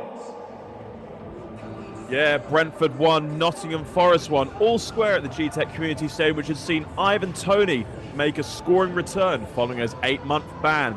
The B striker struck a free kick low beyond Matt Turner in the Forest goal from 20 yards out, although it was poor from Ryan Yates on the edge of the Forest wall, who turned ever so slightly, and that allowed the low shot to sneak through the wall and into the net. Earlier, the away side took the lead through a wonder goal by midfielder Danilo, who produced a piece of Brazilian magic to control the ball with his left thigh before striking the ball expertly past Mark Flecken. Keen Lewis Potter, he should have given Brentford the lead on half an hour. It's been a very good one in West London, and the second half is just kicking off. So let's hope for some more goals. It's Brentford 1, Forest 1. Thank you very much, Jackson. I can tell you the goal has stood in Serie A. Roma 2, Verona 1. Let's go and hear about that goal with Molly Sumter. Well, Dean, this might just be one of the greatest goals that I have seen, or at least reported on for Football Live. What a strike from Folorunsho, who had his goal disallowed in the first half. Now he's struck from miles out, somewhere about halfway between the halfway line and the penalty box. It's Petruccio gets slight fingertips to it, but I feel like he just knocks it into his own goal. Regardless, this is a fantastic strike, so much power. I think the little confusion came from a foul leading up to the strike, but the goal has been given. It's exactly what Verona need. We've had 77 minutes gone. Let's see if they can get back into it. It's Roma 2, Verona 1. Well, I can tell you, there's been a goal in Germany. The goals, powered by NairaBet. Well, Bayer Leverkusen couldn't get going in the first half, but they've come out the second half flying. It's RB Leipzig 1, Bayer Leverkusen 1. Nathan Teller with the goal that has made things level at the Red Bull Arena. RB Leipzig 1, Bayer Leverkusen 1 is a latest score. Let's go back to the African Cup of Nations where there was almost an equaliser, Patrick Norrit.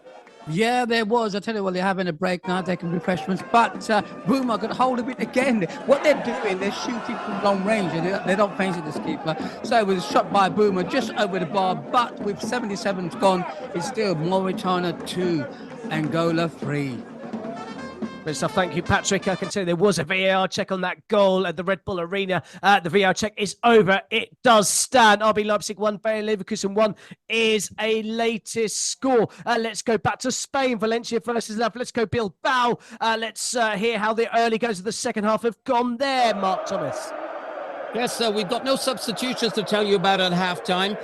We had a free kick for Atletico Bilbao. Sanset, the goalkeeper, caught it very, very quickly. And then we had a chance just a few seconds ago, probably the best chance of the game. It fell to Nico Williams, their top goal scorer. He scored 8 goals this season. The ball came in from the right-hand side. He was just around the 6-yard box. He had a clear chance to shoot at goal.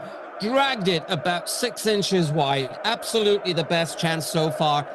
This game is poised. You sense it's going to be very, very low scoring. Whoever scores first is odds on to win this match. Right now, 51 minutes gone. It is Valencia 0, Atletico Bilbao 0. Thank you very much, Mark. Let's go and hear about that equalising goal for Bayer Leverkusen with Matt Temporal. Well, the Leverkusen manager, Xabi Alonso, just continues to impress. I wonder what the halftime team talk would have been. And also at halftime, he made one change, and that change has proved to be very crucial. Jeremy Frimpong came off, and Nathan Teller came on to play on the right wing. And I think with his first touch on the ball, he's put it into the net. A fantastic cross across the face of goal by Alex Grimaldo, and it's tapped in at the far post by Nathan Teller. It's Leipzig 1, Leverkusen 1. There'll be plenty of big clubs keeping an eye on Alonso. His managerial career has started in absolutely exquisite style. We've just kicked off the second half in some of our featured games. We're approaching the last 10 minutes of the game in the AFCON and the game in Serie A, where all is very much to play for. Let's get the latest odds powered by NairaBet with our very own John Kane. Here's John Kane with all the very latest odds from NairaBet. Yes, all the latest odds from NairaBet. Of course, all these prices are subject to change. Let's start with the Brentford Forest 1-0 in 5 minutes into the second half. Brentford are 2.05 for the win. The draw has just gone down to 2.60, and Forest away win is 6.0. 1-1 as well between RB Leipzig and Bayer Leverkusen. Just you heard from Matt Temporal. Leipzig are slightly favourite. They've just gone down to 2.75. The draw is 2.80 and just gone up to Leverkusen to 3.0. So Leipzig are just slightly favourite into that game. The Roma game, about 8 minutes to go. Roma 2, Verona 1. Roma are 1.12 for the win, 8.0 for the draw. Would be interesting to see from Molly Sumter if 8.0 is worth going for. And it's just gone down for Verona to 34.0. So the bookers can see something happening for Verona in the last few minutes. Valencia, Athletic Bilbao. 54 minutes gone. It's still 0-0. Valencia are 4.33 for the win. The draw has just gone down to 2.10, and away win for Athletic Bilbao is 3.0. The African Cup of Nations, about 9 minutes to go, plus stoppage time in that game. Mauritania 2, Angola 3. Angola are 1.11 for the win. If you fancy a draw, it's just gone up to 7.50. And if you think Mauritania can score 2 more goals and win this game, they are 41.0. Of course, all these prices are from NaraBet and they're all subject to change.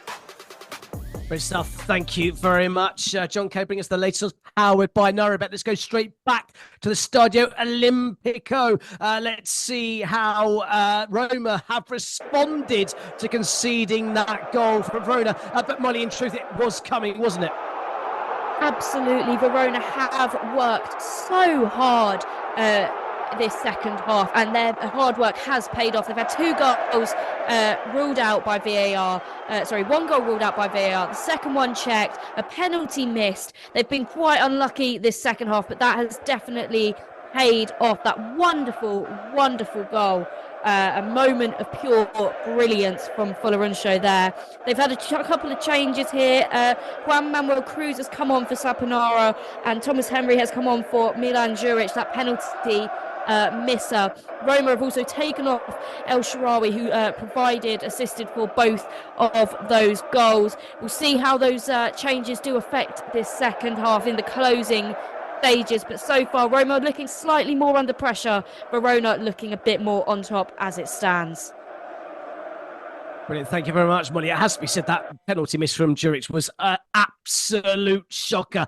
They're still searching for it out in the stadium, I believe. There's a big chance for Brentford in the game against Nottingham Forest. Let's go and check in how the early stage of the second half have gone with our very own Jackson. Jackson, how have the two teams settled this second half? Both teams going for it?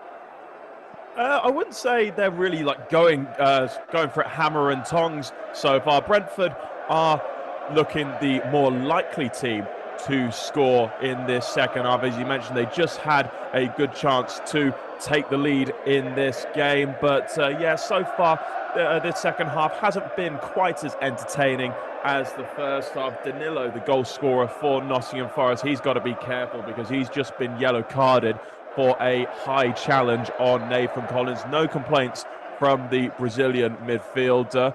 But right now, early stages of the second half, it's Brentford 1, Forest 1. Brilliant. Thank you very much, Jackson. Let's go back to Spain. Valencia taking on Atletico Bilbao. Not a chance, but a yellow card, Mark. Yes, something to talk about finally. Nico Williams just got a yellow card for a bad foul on full career.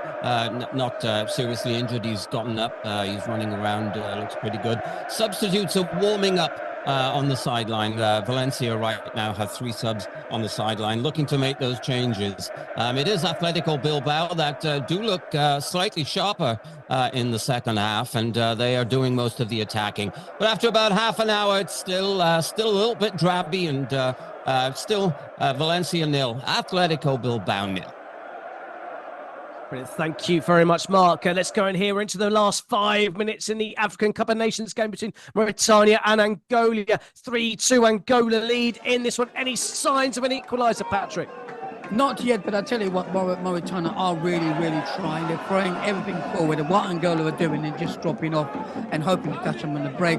And I think Mauritania, when they go forward, when it comes to the final third, it's just that killer pass they need to score that goal. But they are still trying with 85 gone. It is still Mauritania 2, Angola 3. Well, thank you very much, Patrick. The Bundesliga by Leverkusen came out of the traps flying at the start of the second half. Well, they've just been halted.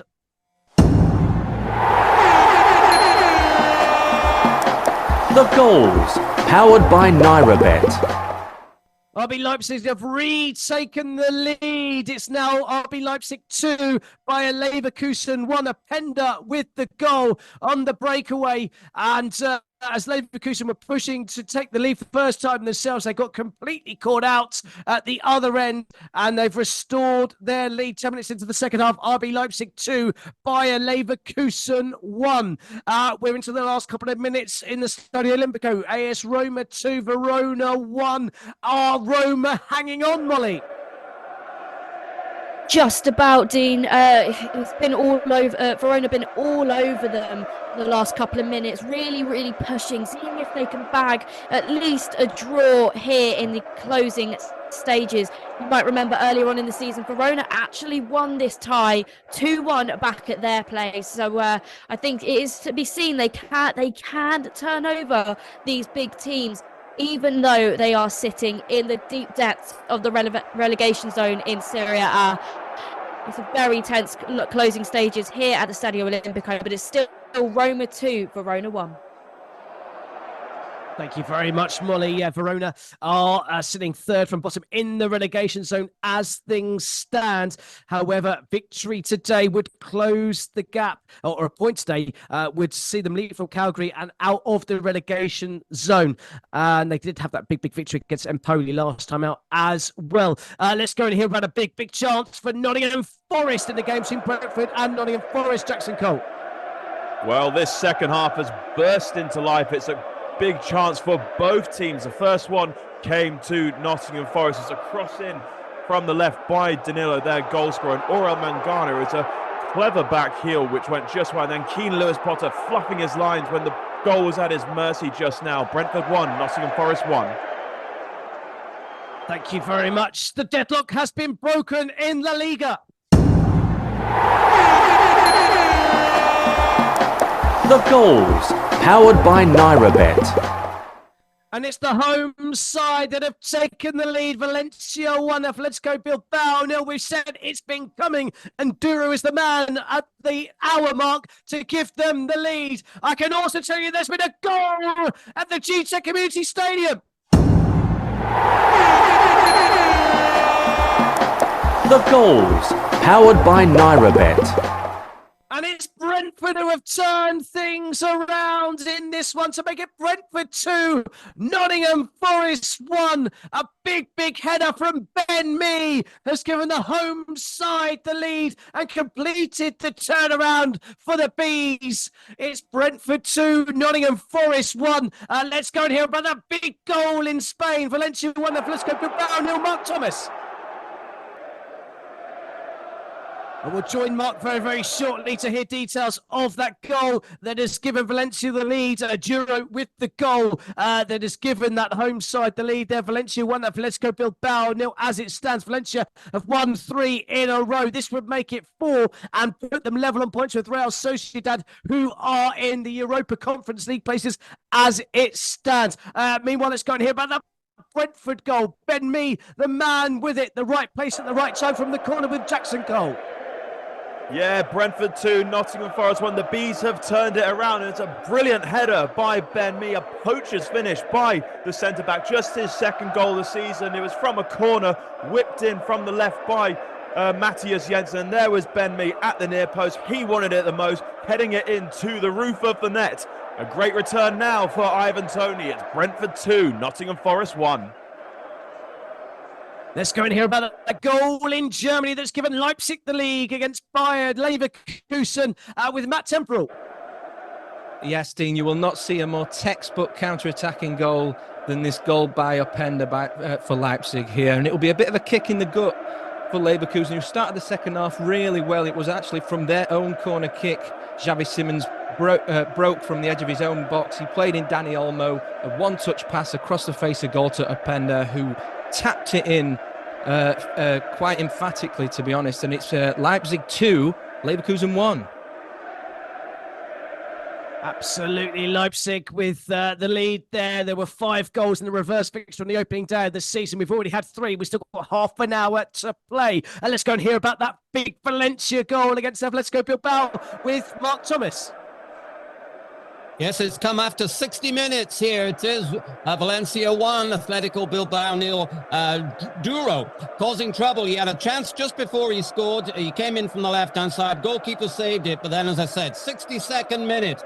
Capello blew into the box, made a cross, came all the way across, and he didn't turn this chance down. A low header into the left-hand side of the goal. The goalkeeper fully stretched, couldn't reach it. On the balance of play in the last 10 minutes, it's well deserved. It is now Valencia 1, Atletico Bilbao 0. Thank you very much, Mark. We're into 6 added minutes in the African Cup of Nations game between Mauritania and Angola. It's still Mauritania 2, Angola 3, but Mauritania are pushing to find an equaliser. Let's head back to Rome. AS Roma taking on Verona 2-1 the last time we heard. We're into stoppage time there as well. Any signs of an equaliser for the visitors, Molly? Well, as I said, Dean, they are very much huffing and puffing in these closing stages. Nothing really clear-cut coming for them as it stands, though. They've got about 3 minutes of an added 5 left to play. They're still attacking and playing so offensively in these closing stages. You can see how much they want and they need this. But it is still Roma 2, Verona 1. Be a big first result for De Rossi if his team are to hold on. But will it make the fans happy? Well, something nearly made the fans happy in the African Cup of Nations. It was nearly a Mauritania equaliser, wasn't it, Patrick? Yes, it was. It's attack after attack, corner after corner. You got crosses coming in the box. It was just a corner, actually, in the box, and they just headed it. It just went over, but it's like they're throwing the kitchen sink trying to get this goal. But beware, Angola might get them on the counter. We've got 92 and a bit left. Probably about 3 minutes, I would say. It's still Mauritania 2, Angola 3. A thrilling finish in the African Cup of Nations. Will there be an equalising goal in that one? Let's go back to the game at the GTEC Community Stadium. Brentford versus Nottingham Forest. In fact, we'll hold off from that because there has been another goal in Germany.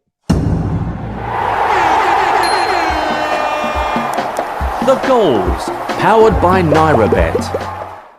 Well, we said there were 5 goals the last time these two met. There's been 4 here, and it's 2 apiece. RB Leipzig 2, Bayer Leverkusen 2 is the latest score. A big header from a corner has got the visitors back on level terms. And it's Tar, the man at the right place at the right time, to nod in to make it 2 apiece. And what a game we've got going on in the Bundesliga.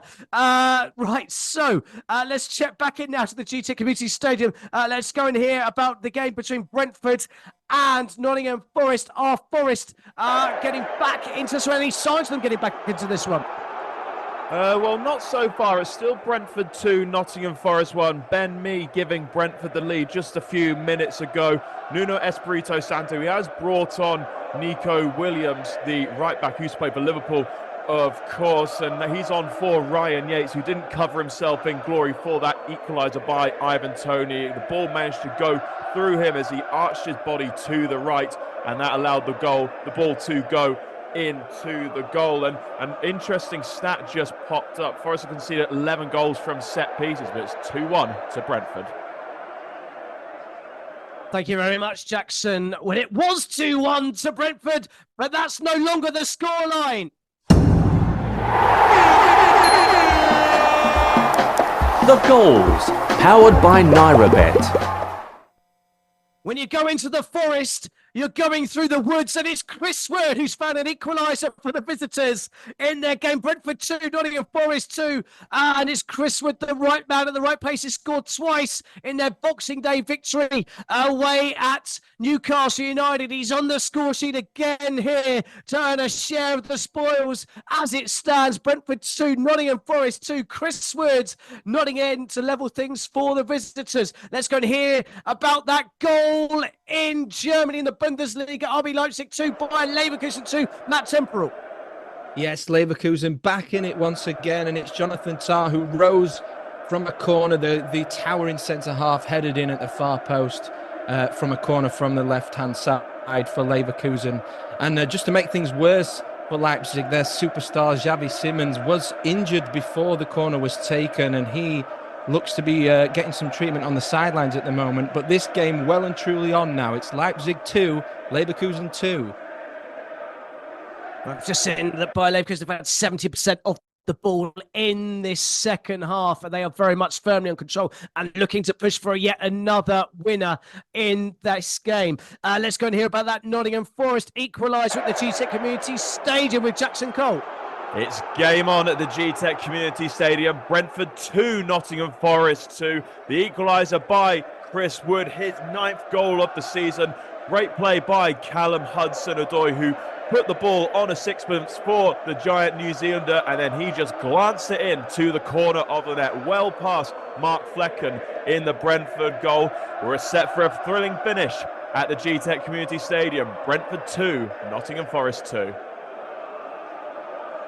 Thank you very much, Jackson. I can tell you it's finished in the African Cup of Nations. It's finished Mauritania 2, Angola 3. It's also finished at the Stadio Olimpico. AS Roma 2, Verona 1 is a full-time score. Let's go and hear about Roma's first game host Jose Mourinho with Molly Sumter.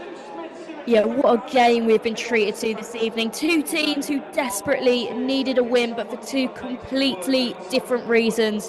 All eyes on Daniel De Rossi stepping into Jose Mourinho's place as manager of his boyhood club. Twists and turns throughout this game for Verona, going 2-0 down in quick succession in the first half. One goal ruled out by VAR, a shocking penalty miss, and an absolute worldie from Mikhail Folorunso, Verona fought hard in that second half, but it wasn't quite enough for Daniel De Rossi's Roma side, who do look quite a good team. He's got them into good shape coming off of a really rough start to the season. Their lowest points after 20 games since 2002, winning but they are on a winning run at home. 13 unbeaten at home, 11 wins and just 2 draws. A big result for them, not just in the Serie A table, but for the club as a whole. It's full time here at the Stadio Olimpico. Roma 2, Verona 1. Thank you very much, Molly. Forest were level at the GTEC Community Stadium, but not for long. The goals, powered by NairaBet. And it's Neil Mopai who's restored Brentford's lead. It's Brentford 3, Nottingham Forest 2. Neil Mopai, the man to give the Bees the lead for the second time in this second half. And it really was a well-taken goal and a brilliant finish from the Brentford striker that has restored their lead with 20 minutes to go. Let's go and hear about the game that's finished in the AFCON Cup of Nations, Mauritania versus Angola. It finished 3-2 to Angola, but what a game it turned out to be, Patrick Norrie. Yeah, it was. What a game. And for the first 30 minutes, nothing really happened until Angola got a corner.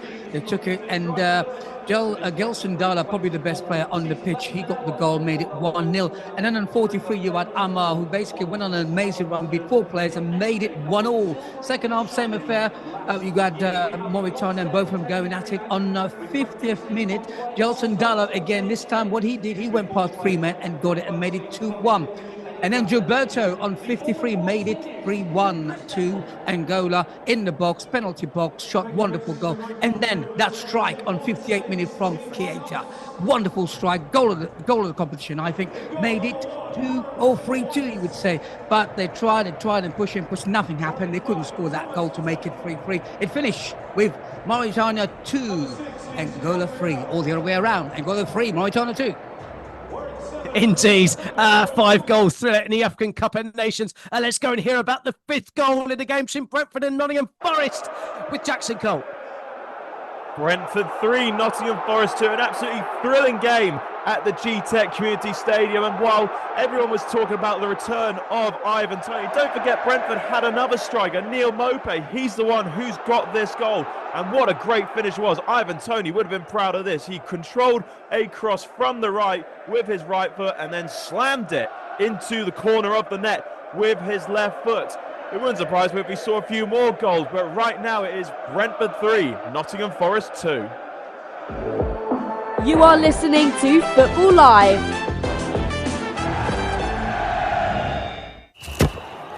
Who's enjoying AFCON so far? Yeah. NairaBet is increasing your chances of winning with a 500 Naira free bet every day during the African Cup of Nations. With an extra free bet added every time you back the Super Eagles to win. All you need to do is visit nairabet.com, bet on 3+ selections, claim your daily free bet. 18+. Free bet for backing your country applies to only when betting on the day your country plays. Minimum 3 selections, at least 1 selection on AFCON. Minimum odds per selection 1.2. Minimum bet slip odds 1.5. Free bet will be valid for 7 days. General and free bet terms and conditions apply. I can tell you... no, I can't tell you anything. Pity those poor North London supporters. Absolute chaos at the Etihad. Yes, the goal has finally come. Attack, attack, attack. We've heard about the goat in the crowd. Is there a goal on the pitch? Is Victor Osimhen with the goal. And I'm sure most Chelsea fans out there listening will agree that that simply is not good enough. We're zigzagging all over the United Kingdom. And they've got to play 3-4, 3-4-2, no, 3-4-3 looks like. Football Live returns tomorrow on the frequency of champions, Brila FM. Whilst half the Premier League are on their winter break, Liverpool return to action, and they are on a mission. I have no problem with that. They go to inform Bournemouth, and you can follow all of the action from the Vitality Stadium right here on Brila FM with Football Live from 3 o'clock tomorrow afternoon with Chris Baldwin. Fantastic fans, fantastic stadium. We will also be keeping an eye on bottom club Sheffield United, who play host to West Ham. This could be close. Real Madrid host Almeria in La Liga, and Bayern Munich have a home match in the Bundesliga that we will be covering. They play Werder Bremen at the Allianz. The moment of truth, the ball's there, you've got to put it in the net. We will also cover the AFCON as Morocco look to impress against Congo. Wonderful pedigree. Football coverage like no other tomorrow afternoon right here on Brila FM with Football Live. You are listening to Football Live on Brila FM. Let's get back to the action on Football Live. Hit it, boys. Powered by NairaBet. This is Football Live with Dean Kilford. Yes, what an afternoon coming up for you tomorrow, but we've got plenty still to settle here as we go into the final 27 minutes of Football Live, our double header. It's currently Brentford 3, Nottingham Forest 2. It's currently RB Leipzig 2, Bayer Leverkusen 2. It's currently Valencia 1, Atletico Bilbao 0 in our featured games on Football Live. Earlier on, you've just heard the full-time report from the Stadio Olimpico. AS Roma held on to beat Verona by 2-1, and in a thrilling 5-goal game in the African Cup of Nations, it finished Mauritania 2, Angola 3. Let's quickly check in with the GTEC Community Stadium. Brentford versus Nottingham Forest, and a yellow card for the Forest assistant. Yeah, Brentford 3, Nottingham Forest 2, and the yellow card has gone to Forest assistant boss, Rui Pedro Silva. That was because he was over-protesting the awarding of that goal scored by Neil Maupay. The Forest players were convinced that he handled the ball just before striking the ball into the bottom corner of the net, but replays do show that he controlled it with his chest, so the reasons for the protest were unfounded, and, well, clearly Mr. Silva had a bit too much to say for himself, so he's now got to watch himself, otherwise he's going to be sent away to the stands. And I should have just mentioned before, what could be the winning goal by Maupay. Forest themselves had a great chance. Aurel Mangala, he sliced a shot just wide of goal after being well teed up by Chris Wood, who scored the equaliser for Forest a short time before. As you said, we're entering the final moments of the game, and it's been a thriller so far. It's Brentford 3, Nottingham Forest 2. Thank you very much, Jackson. Let's go to the game in La Liga. Valencia leading Atletico Bilbao by 1-0 last time we heard. Mark Thomas, any signs of Bilbao getting back into this one?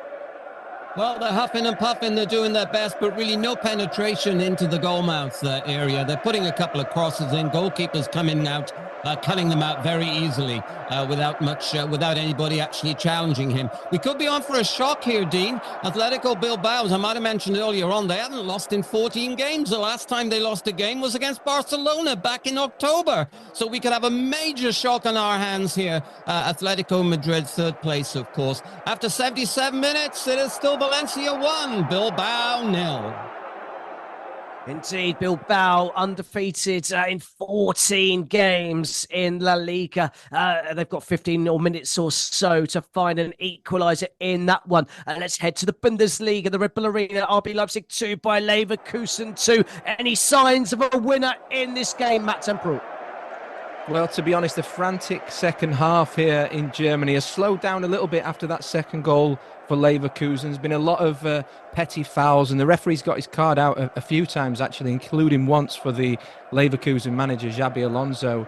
One positive for Leipzig is that Xavi Simons is back on the pitch. He's not too badly injured by the looks of it, but his treatment did mean that he was off the pitch for that second goal of Leverkusen, so not all good news for their hosts. We're in the last 15 minutes here at the Red Bull Arena. It's Leipzig 2, Leverkusen 2.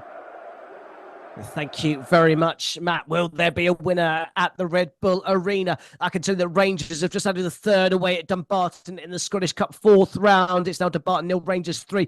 And Heracles have equalised against Volendam. It's a goal apiece in the Eredivisie with about 25 minutes or so left to go in that game. It's time to check in with John Kane and get the latest odds powered by NairaBet. Here's John Kane with all the very latest odds from NairaBet. Yes, the latest odds from NairaBet. Of course, all these prices are subject to change, but 30 minutes plus stoppage time left in the English Premier League game between Brentford and Forest. Brentford are leading by 3-2. Brentford are favourites, of course. They are 1.17 for the win. The draw is 6.50. And this is going up for Nottingham Forest for 34.0.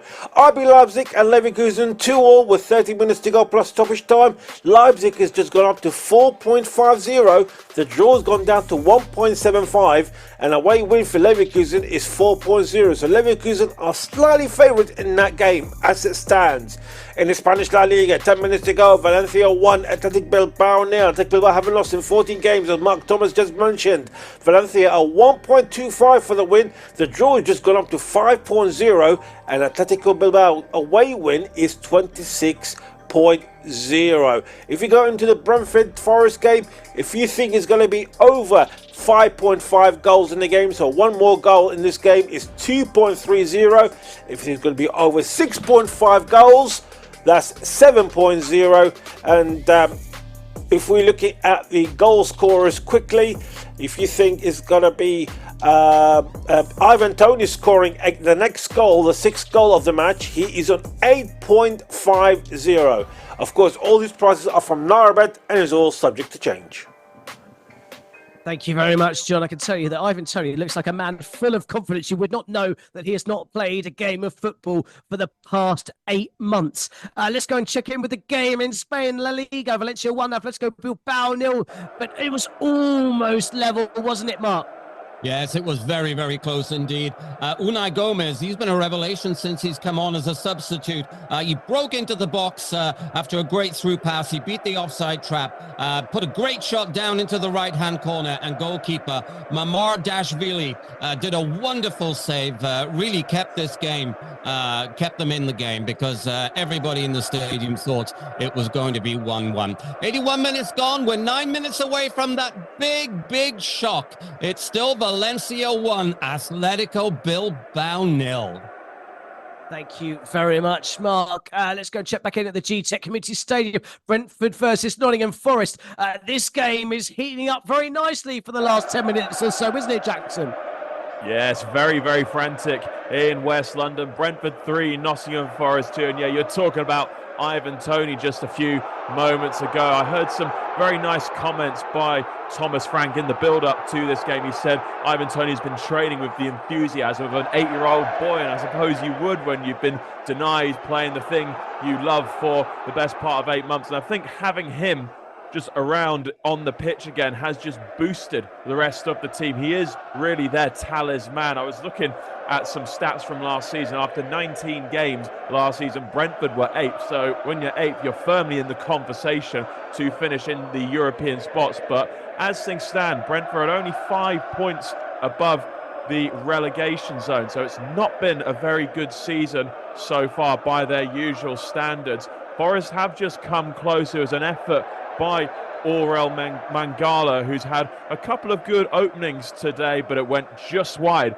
of Mark Flecken's goal. Approaching the 80th minute at the G-Tech Community Stadium. Brentford 3, Nottingham Forest 2. Thank you very much, Jackson. Should also note that Serge Reguilon, the Tottenham Hotspur player who was on loan at Manchester United for the first half of this season, has just come on for the Bees as they look to hold on to this lead. So Brentford with the lead as it stands. We're moving on to 22 points. That would push them 6 points clear of the drop zone. Luton with 16 points from their 20 games. Brentford would have 22 from their 20. Nottingham Forest, meanwhile, would just be 4 points above the drop zone as it stands. It would be looking nervously over their shoulder as Luton, of course, play. Will have a game in hand as well on both of these clubs. So big connotations at the bottom end of the Premier League. Let's go back to the Bundesliga. RB Leipzig versus Bayer Leverkusen. 2 apiece. The game just stalling, but we're into the final 10 minutes or so. Either side looking to pick on and get all 3 points from this one. Well, it looks like Leverkusen is starting to assert their dominance onto the game. I don't know if Leipzig are just tiring a little bit. Leipzig have made 4 changes in the last few minutes, though, including Yusuf Poulsen, who we know can bag a goal at any time in the game, and Christoph Baumgartner. So Leipzig not looking at this game as a draw. They want the 3 points as well. Be interesting to see how this one finishes. It's a big game for both sides. 80 minutes gone. It's Leipzig 2, Leverkusen 2. Thank you very much, Matt. So let's bring you up to date with the other latest scores going on elsewhere. Dumbarton 0, Rangers 3 in the Scottish Cup 4th round. Rangers pretty safely through to the 5th rounds of the Scottish Cup. No shock there. Heracles 1, Volendam 1 is the latest score. 20 minutes or so left to go in the Eredivisie. I should bring you some of the shock score lines from the Scottish Cup, though. Airdrieonians beat St Johnstone of the Scottish Premier League by 1-0. Bonnyrigg rose 2, Falkirk 1. A bit of a shock scoreline in that game as well. Elsewhere, St Mirren 1, Queen of the South 0 was also a full-time score. There were the shock key big games or big shock results in the Scottish Cup 4th round.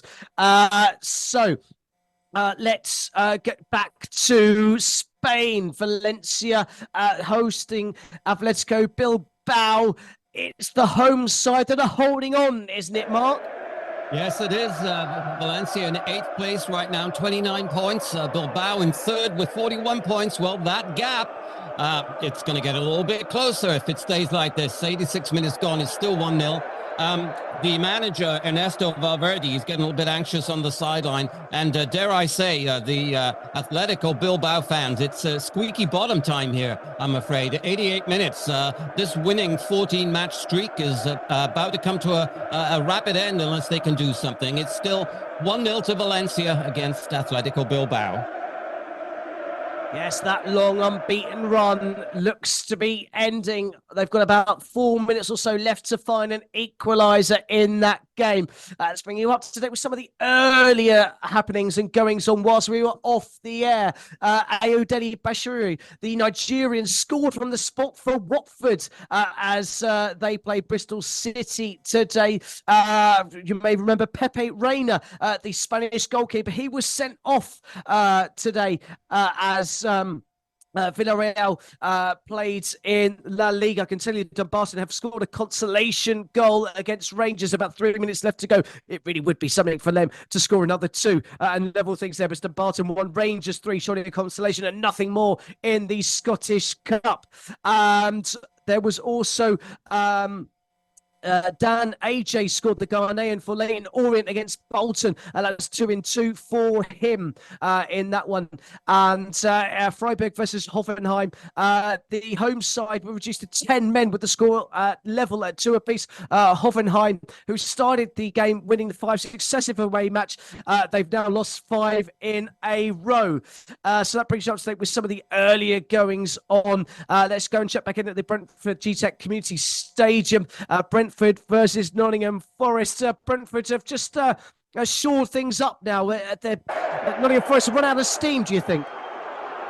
Well, there aren't too many ideas from the visitors so far, and there haven't been too many chances since you last came to me. In fact, the only chance to speak of really came to the home side. It was a bit of a pot shot from Matthias Jensen, who was straight into the midriff of Matt Turner. There is still a little bit of time left, but this is a win that Brentford would really, really need, because they've lost their last 5 in the Premier League, and that's seen them almost get dragged in to the relegation dogfight. But if they are to hold on, then that'll be a 5-point cushion between them and the drop zone. So yeah, approaching the 90-minute mark, it's Brentford 3, Nottingham Forest 2.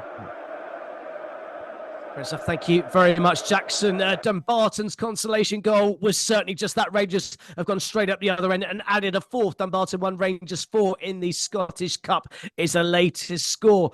In the African Cup of Nations, it finished earlier on today. Algeria 2, Burkina Faso 2. And as you heard right here on Football Live, covered by Patrick Norret, it finished Mauritania 2, Angola 3. In the Asian Cup, it finished Jordan 2, South Korea 2, and Bahrain 1, Malaysia 0. They were the full-time scores in the African Cup of Nations and the Asian Cup, respectively. In the English Premier League, we heard full coverage of Arsenal's 5-0 demolition of Crystal Palace. There's been 5 goals at the GTEC Community Stadium, but they've been shared. It's Brentford who have the lead. It's 3-2 in that game. In the English Championship, we heard how Southampton stormed to a 3-1 win away at Swansea at the Swansea.com Stadium. Shea Adams scored his 3rd game in a row, and Smallbone scored his 4th of the season to make it 2-0 before Jamie Patterson, that is, pulled one back for the Swans, and Southampton restored their lead. Just a couple of minutes later, through West Ham loanee Flynn Downs, his 1st goal for Southampton. The first goal he scored in league football since scoring for the Swans pretty much near enough a year to the day to make it Swansea 1, Southampton 3. We've got 6 minutes of added time to be played in Spain. It's still Valencia 0, Valencia 1, Atletico Bilbao 0. Atletico Bilbao searching for the equaliser to maintain their unbeaten run. It's 14 not out as it stands, but that stance may not be for much longer. There's going to be a change in the game at the Brentford Community Stadium. It looks like a potential injury on the cards there, and it's going to be a double change for the home side. Jackson Cole, can you give us any more details on this potential change and what it might be for? Yeah, it looks like it's number 30, Mad Roslev, and he was going for a 50-50 challenge against Nuno Tavares. He got to the ball first, Roslev, sliding in to put it out for a throw, and then it was no real fault by Tavares, the Arsenal loanee, but he did just tread on the hand of Roslev, so that's why he's writhing in pain on the floor. It shouldn't be, he'll come up, but it shouldn't be too much of a layoff injury-wise. It's just one of those things, really. But yeah, it's just one more thing for Thomas Frank to think about in the closing stages of this match, which really does hang on a knife edge, as it's Brentford 3, Nottingham Forest 2. Thank you very much, Jackson. Let's go straight back to the Red Bull Arena. RB Leipzig 2 by Leverkusen 2. It looks like it's petering out to a draw, doesn't it, Matt? It does, unfortunately, but you never know with these two teams what might happen. We've seen Leverkusen pull out some fantastic results so far this season, and what a result this would be. You know, it's 4th against 1st at the moment, and if you're going to be a challenger to Bayern Munich, you've got to look at every game as 3 points. So Leverkusen have to be looking to get at the winner in this game, and no matter how that comes, they'll be trying their hardest for it. We're just approaching 90 minutes here. It's Leipzig 2, Leverkusen 2. Thank you very much, Matt. And back to Spain. We're in injury time. Bilbao pushing for it, but maybe they've crossed the line, Mark. Well, it's certainly looking that way. We've had about 3 minutes of injury time now. You sense they're going to add a couple of extra minutes because we did have a nasty foul on Ares from Bilbao. So it's, it looks very much as if Valencia, it's all about time management for them. Bilbao, to be honest, they've looked poor. They almost run out of ideas. They've tried everything. I'd say they've thrown the kitchen sink, but it's the poor kitchen sink effort, to be honest. They've put crosses in, they've tried to lay balls off, but nothing has worked for them. A couple of minutes left here. Still Valencia 1, Atletico Bilbao 0. More like a washing up bowl than a kitchen sink, I think there, Mark. I can tell you that by Leverkusen, they had to push for a goal if they wanted to maintain the pressure on Bayern Munich. Well, they found that goal. The goals, powered by NairaBet. It's RB Leipzig 2, Bayer Leverkusen 3. Can you believe it? They needed an injury time winner in the game, on the first game of the season, to get all 3 points against RB Leipzig. History's repeated itself, and they've done it again. This time from the corner, almost a carbon copy of that second goal that got them the lead, got them level for a second time. It's RB Leipzig 2, Bayer Leverkusen 3. Hincap with the goal at the back post to send the away fans into raptures behind that goal. They can't believe what they're seeing. They can't believe the season they've had. Alonso can't believe what he's seen. He almost fell over as he went to celebrate that goal. It's the away fans and the away side familiarity. That's not even a real word, but let's just say it anyway. Celebrating yet again. RB Leipzig 2, Bayer Leverkusen 3. Can you believe it? Whilst we wait for details of that goal, let's go and check. We're going to have 10 minutes of injury time at the G-Tech Community Stadium. Let's go and see if Nottingham Forest can find a way back into this game. Well, they don't look like they're going to do it at the moment. Still not really managed to carve out a meaningful chance since that third goal for Brentford went in, but they've still got over 8 minutes to find that equaliser, so who knows? This game has been very eventful indeed. Brentford 3, Nottingham Forest 2. Thank you very much, Jackson. Let's go and hear about that third goal that's given leaders by Leverkusen a potential 7-point gap over Bayern Munich. Matt Temporal. Wow. What a finish to this game at the Red Bull Arena, and Leverkusen and Xabi Alonso will be over the moon. It's a corner from Florian Wirtz from the right-hand side. Every single Leipzig defender went to clear it, but they all missed it. It fell to Hincapé at the back post, who taps it in with his left foot at the empty net. It's Leipzig 2, Leverkusen 3. What another eventful day here on Football Live. We had 3 goals in the Scottish Cup game as Spartans' hearts were broken. We've had 4 goals at the Swansea.com Community Stadium as Swansea lost by 3 goals to 1 at home to Southampton. Southampton maintained their 20-game unbeaten run. We had 5 goals at the Emirates as Arsenal thrashed Crystal Palace by 5 goals to 0. We've had 5 goals in the African Cup of Nations game as Mauritania lost 2-3 against Angola. We had 3 goals in Serie A as Rome held on to beat Verona by 2 goals to 1. We've had 5 goals in the G-Tech Community Stadium as Brentford are leading Nottingham Forest by 3 goals to 2. We've had 5 goals in the game in the Bundesliga at the Red Bull Arena as RB Leipzig are trailing by Leverkusen by 3 goals to 2. And we've had 1 goal in the Liga in the game between Valencia and Atletico Bilbao. Let's see if Atletico Bilbao have got any signs of getting themselves back into this game. And the full-time whistle has actually just gone. It's finished. Valencia 1, Atletico Bilbao 0. Atletico Bilbao's run has come to an end. Mark Thomas, it was coming though, wasn't it? Yes, it was. It's absolutely unbelievable scenes here at the Mestalla Stadium in Valencia. The home fans, to be honest, they can't believe it themselves, but they've beaten the informed team. Atletico Bilbao beaten after 14 unbeaten games in all competitions. This is a major shock. But to be on a serious note, they huffed and puffed, but they ran out of ideas. They look very lackluster and out of ideas by the end of the game. It's finished. Valencia 1, Atletico Bilbao 0. Thank you very much, Mark Thomas. It's finished at the Red Bull Arena. It's finished by RB Leipzig 2, by Leverkusen 3. And it's history repeating itself for the home side. The first game of the season, it finished 3-2 to Bayer Leverkusen. Today, it's finished 3-2 to Bayer Leverkusen. Will RB Leipzig be kicking themselves, Matt Temple?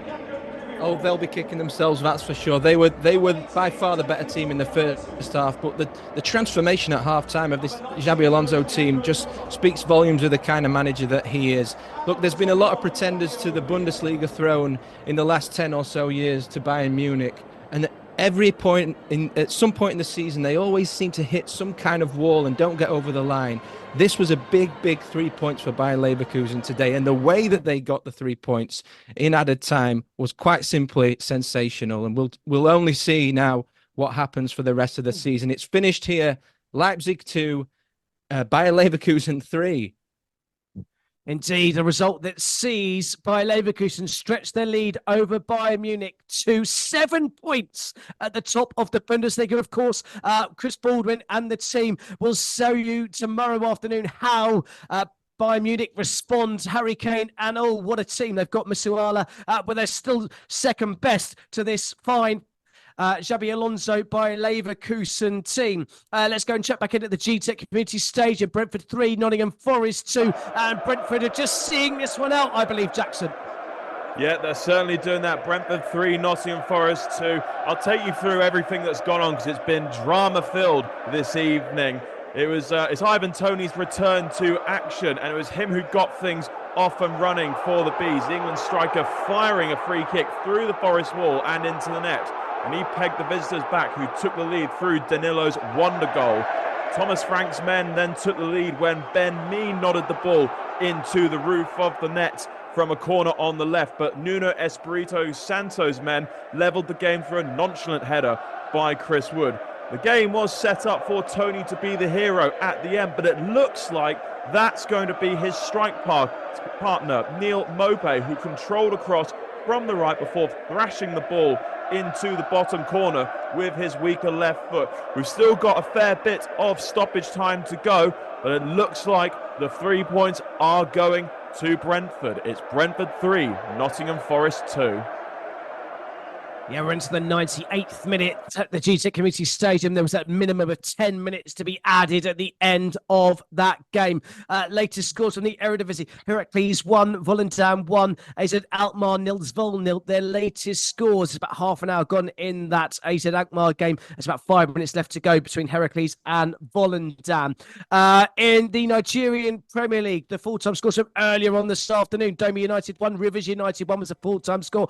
Bendel 3, Sporting Lagos 1, and Kwara 1, Sunshine Stars 0. They were the full-time scores from the Nigerian Premier League. Lobi Stars, top of the table, 33 points from 18. Then come Remo Stars, 32 from 18. And Doma United up to third, 32 points from their 19. And then it's Plateau United in fourth with 31 from their 18 played. It's heating up at the top of the Nigerian Premier League. It's been an eventful afternoon, to say the least, on Football Live. Part 1 brought you Spartans' heroics, but ultimately defeat at home to Hearts in the Scottish Cup fourth round. It finished 2-1 to Hearts, a late Kent goal breaking the Spartans' hearts. It finished Arsenal 5, Crystal Palace 0, a thrashing for the Gunners against the Eagles, and surely that will ask questions of Roy Hodgson and his men. As you're hearing right now on Football Live, Brentford 3, Nottingham Forest 2. Ivan Toney's return looks to be a successful one for the Bees as they look to get all 3 points and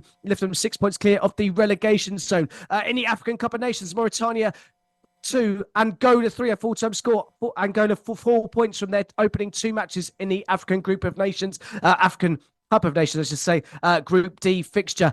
In the Championship, it finished Swansea City 1, Southampton 3. The Saints go marching on 20, unbeaten for them in the Championship. They're up to second in the table. Leicester City top versus Ipswich Town third takes place on Monday night. RB Leipzig 2, Bayer Leverkusen 3. RB Leipzig led twice in that game, but Bayer Leverkusen came from behind twice and then took the lead in injury time as they stretched their league at the top of the Bundesliga to 7 points over Bayern Munich. You heard in Serie A, Roma's first game post Jose Mourinho. It was a nervy one in the end. It got off to the perfect start. Lukaku scoring after 9 minutes. They doubled their lead after 20 minutes, but they were made to hold on. A missed penalty from Juric, but Verona did eventually pull a goal back. It finished Roma 2, Verona 1. Roma hold on for all 3 points for De Rossi's first game in charge at the Stadio Olimpico. In Spain, Valencia 1, Atletico Bilbao 0. Atletico Bilbao's 14-game unbeaten run comes to an end. Valencia with 4 in a row. The full-time whistle has gone at the G-Tech Community Stadium. It's finished. Brentford 3, Nottingham Forest 2. A big result for the Bees. A big result for Brentford on their return to Ivan Toney's return to the first 11. He's captained his side to victory and a big 3 points. You've been listening to another eventful day here on Football Live. I've been Dean Kilford on behalf of myself and the fantastic reporters all around the footballing world. I say thank you very much. Have a great evening and we'll see you again very soon. You have been listening to Football Live, exclusive to Brila FM, sponsored by NairaBet.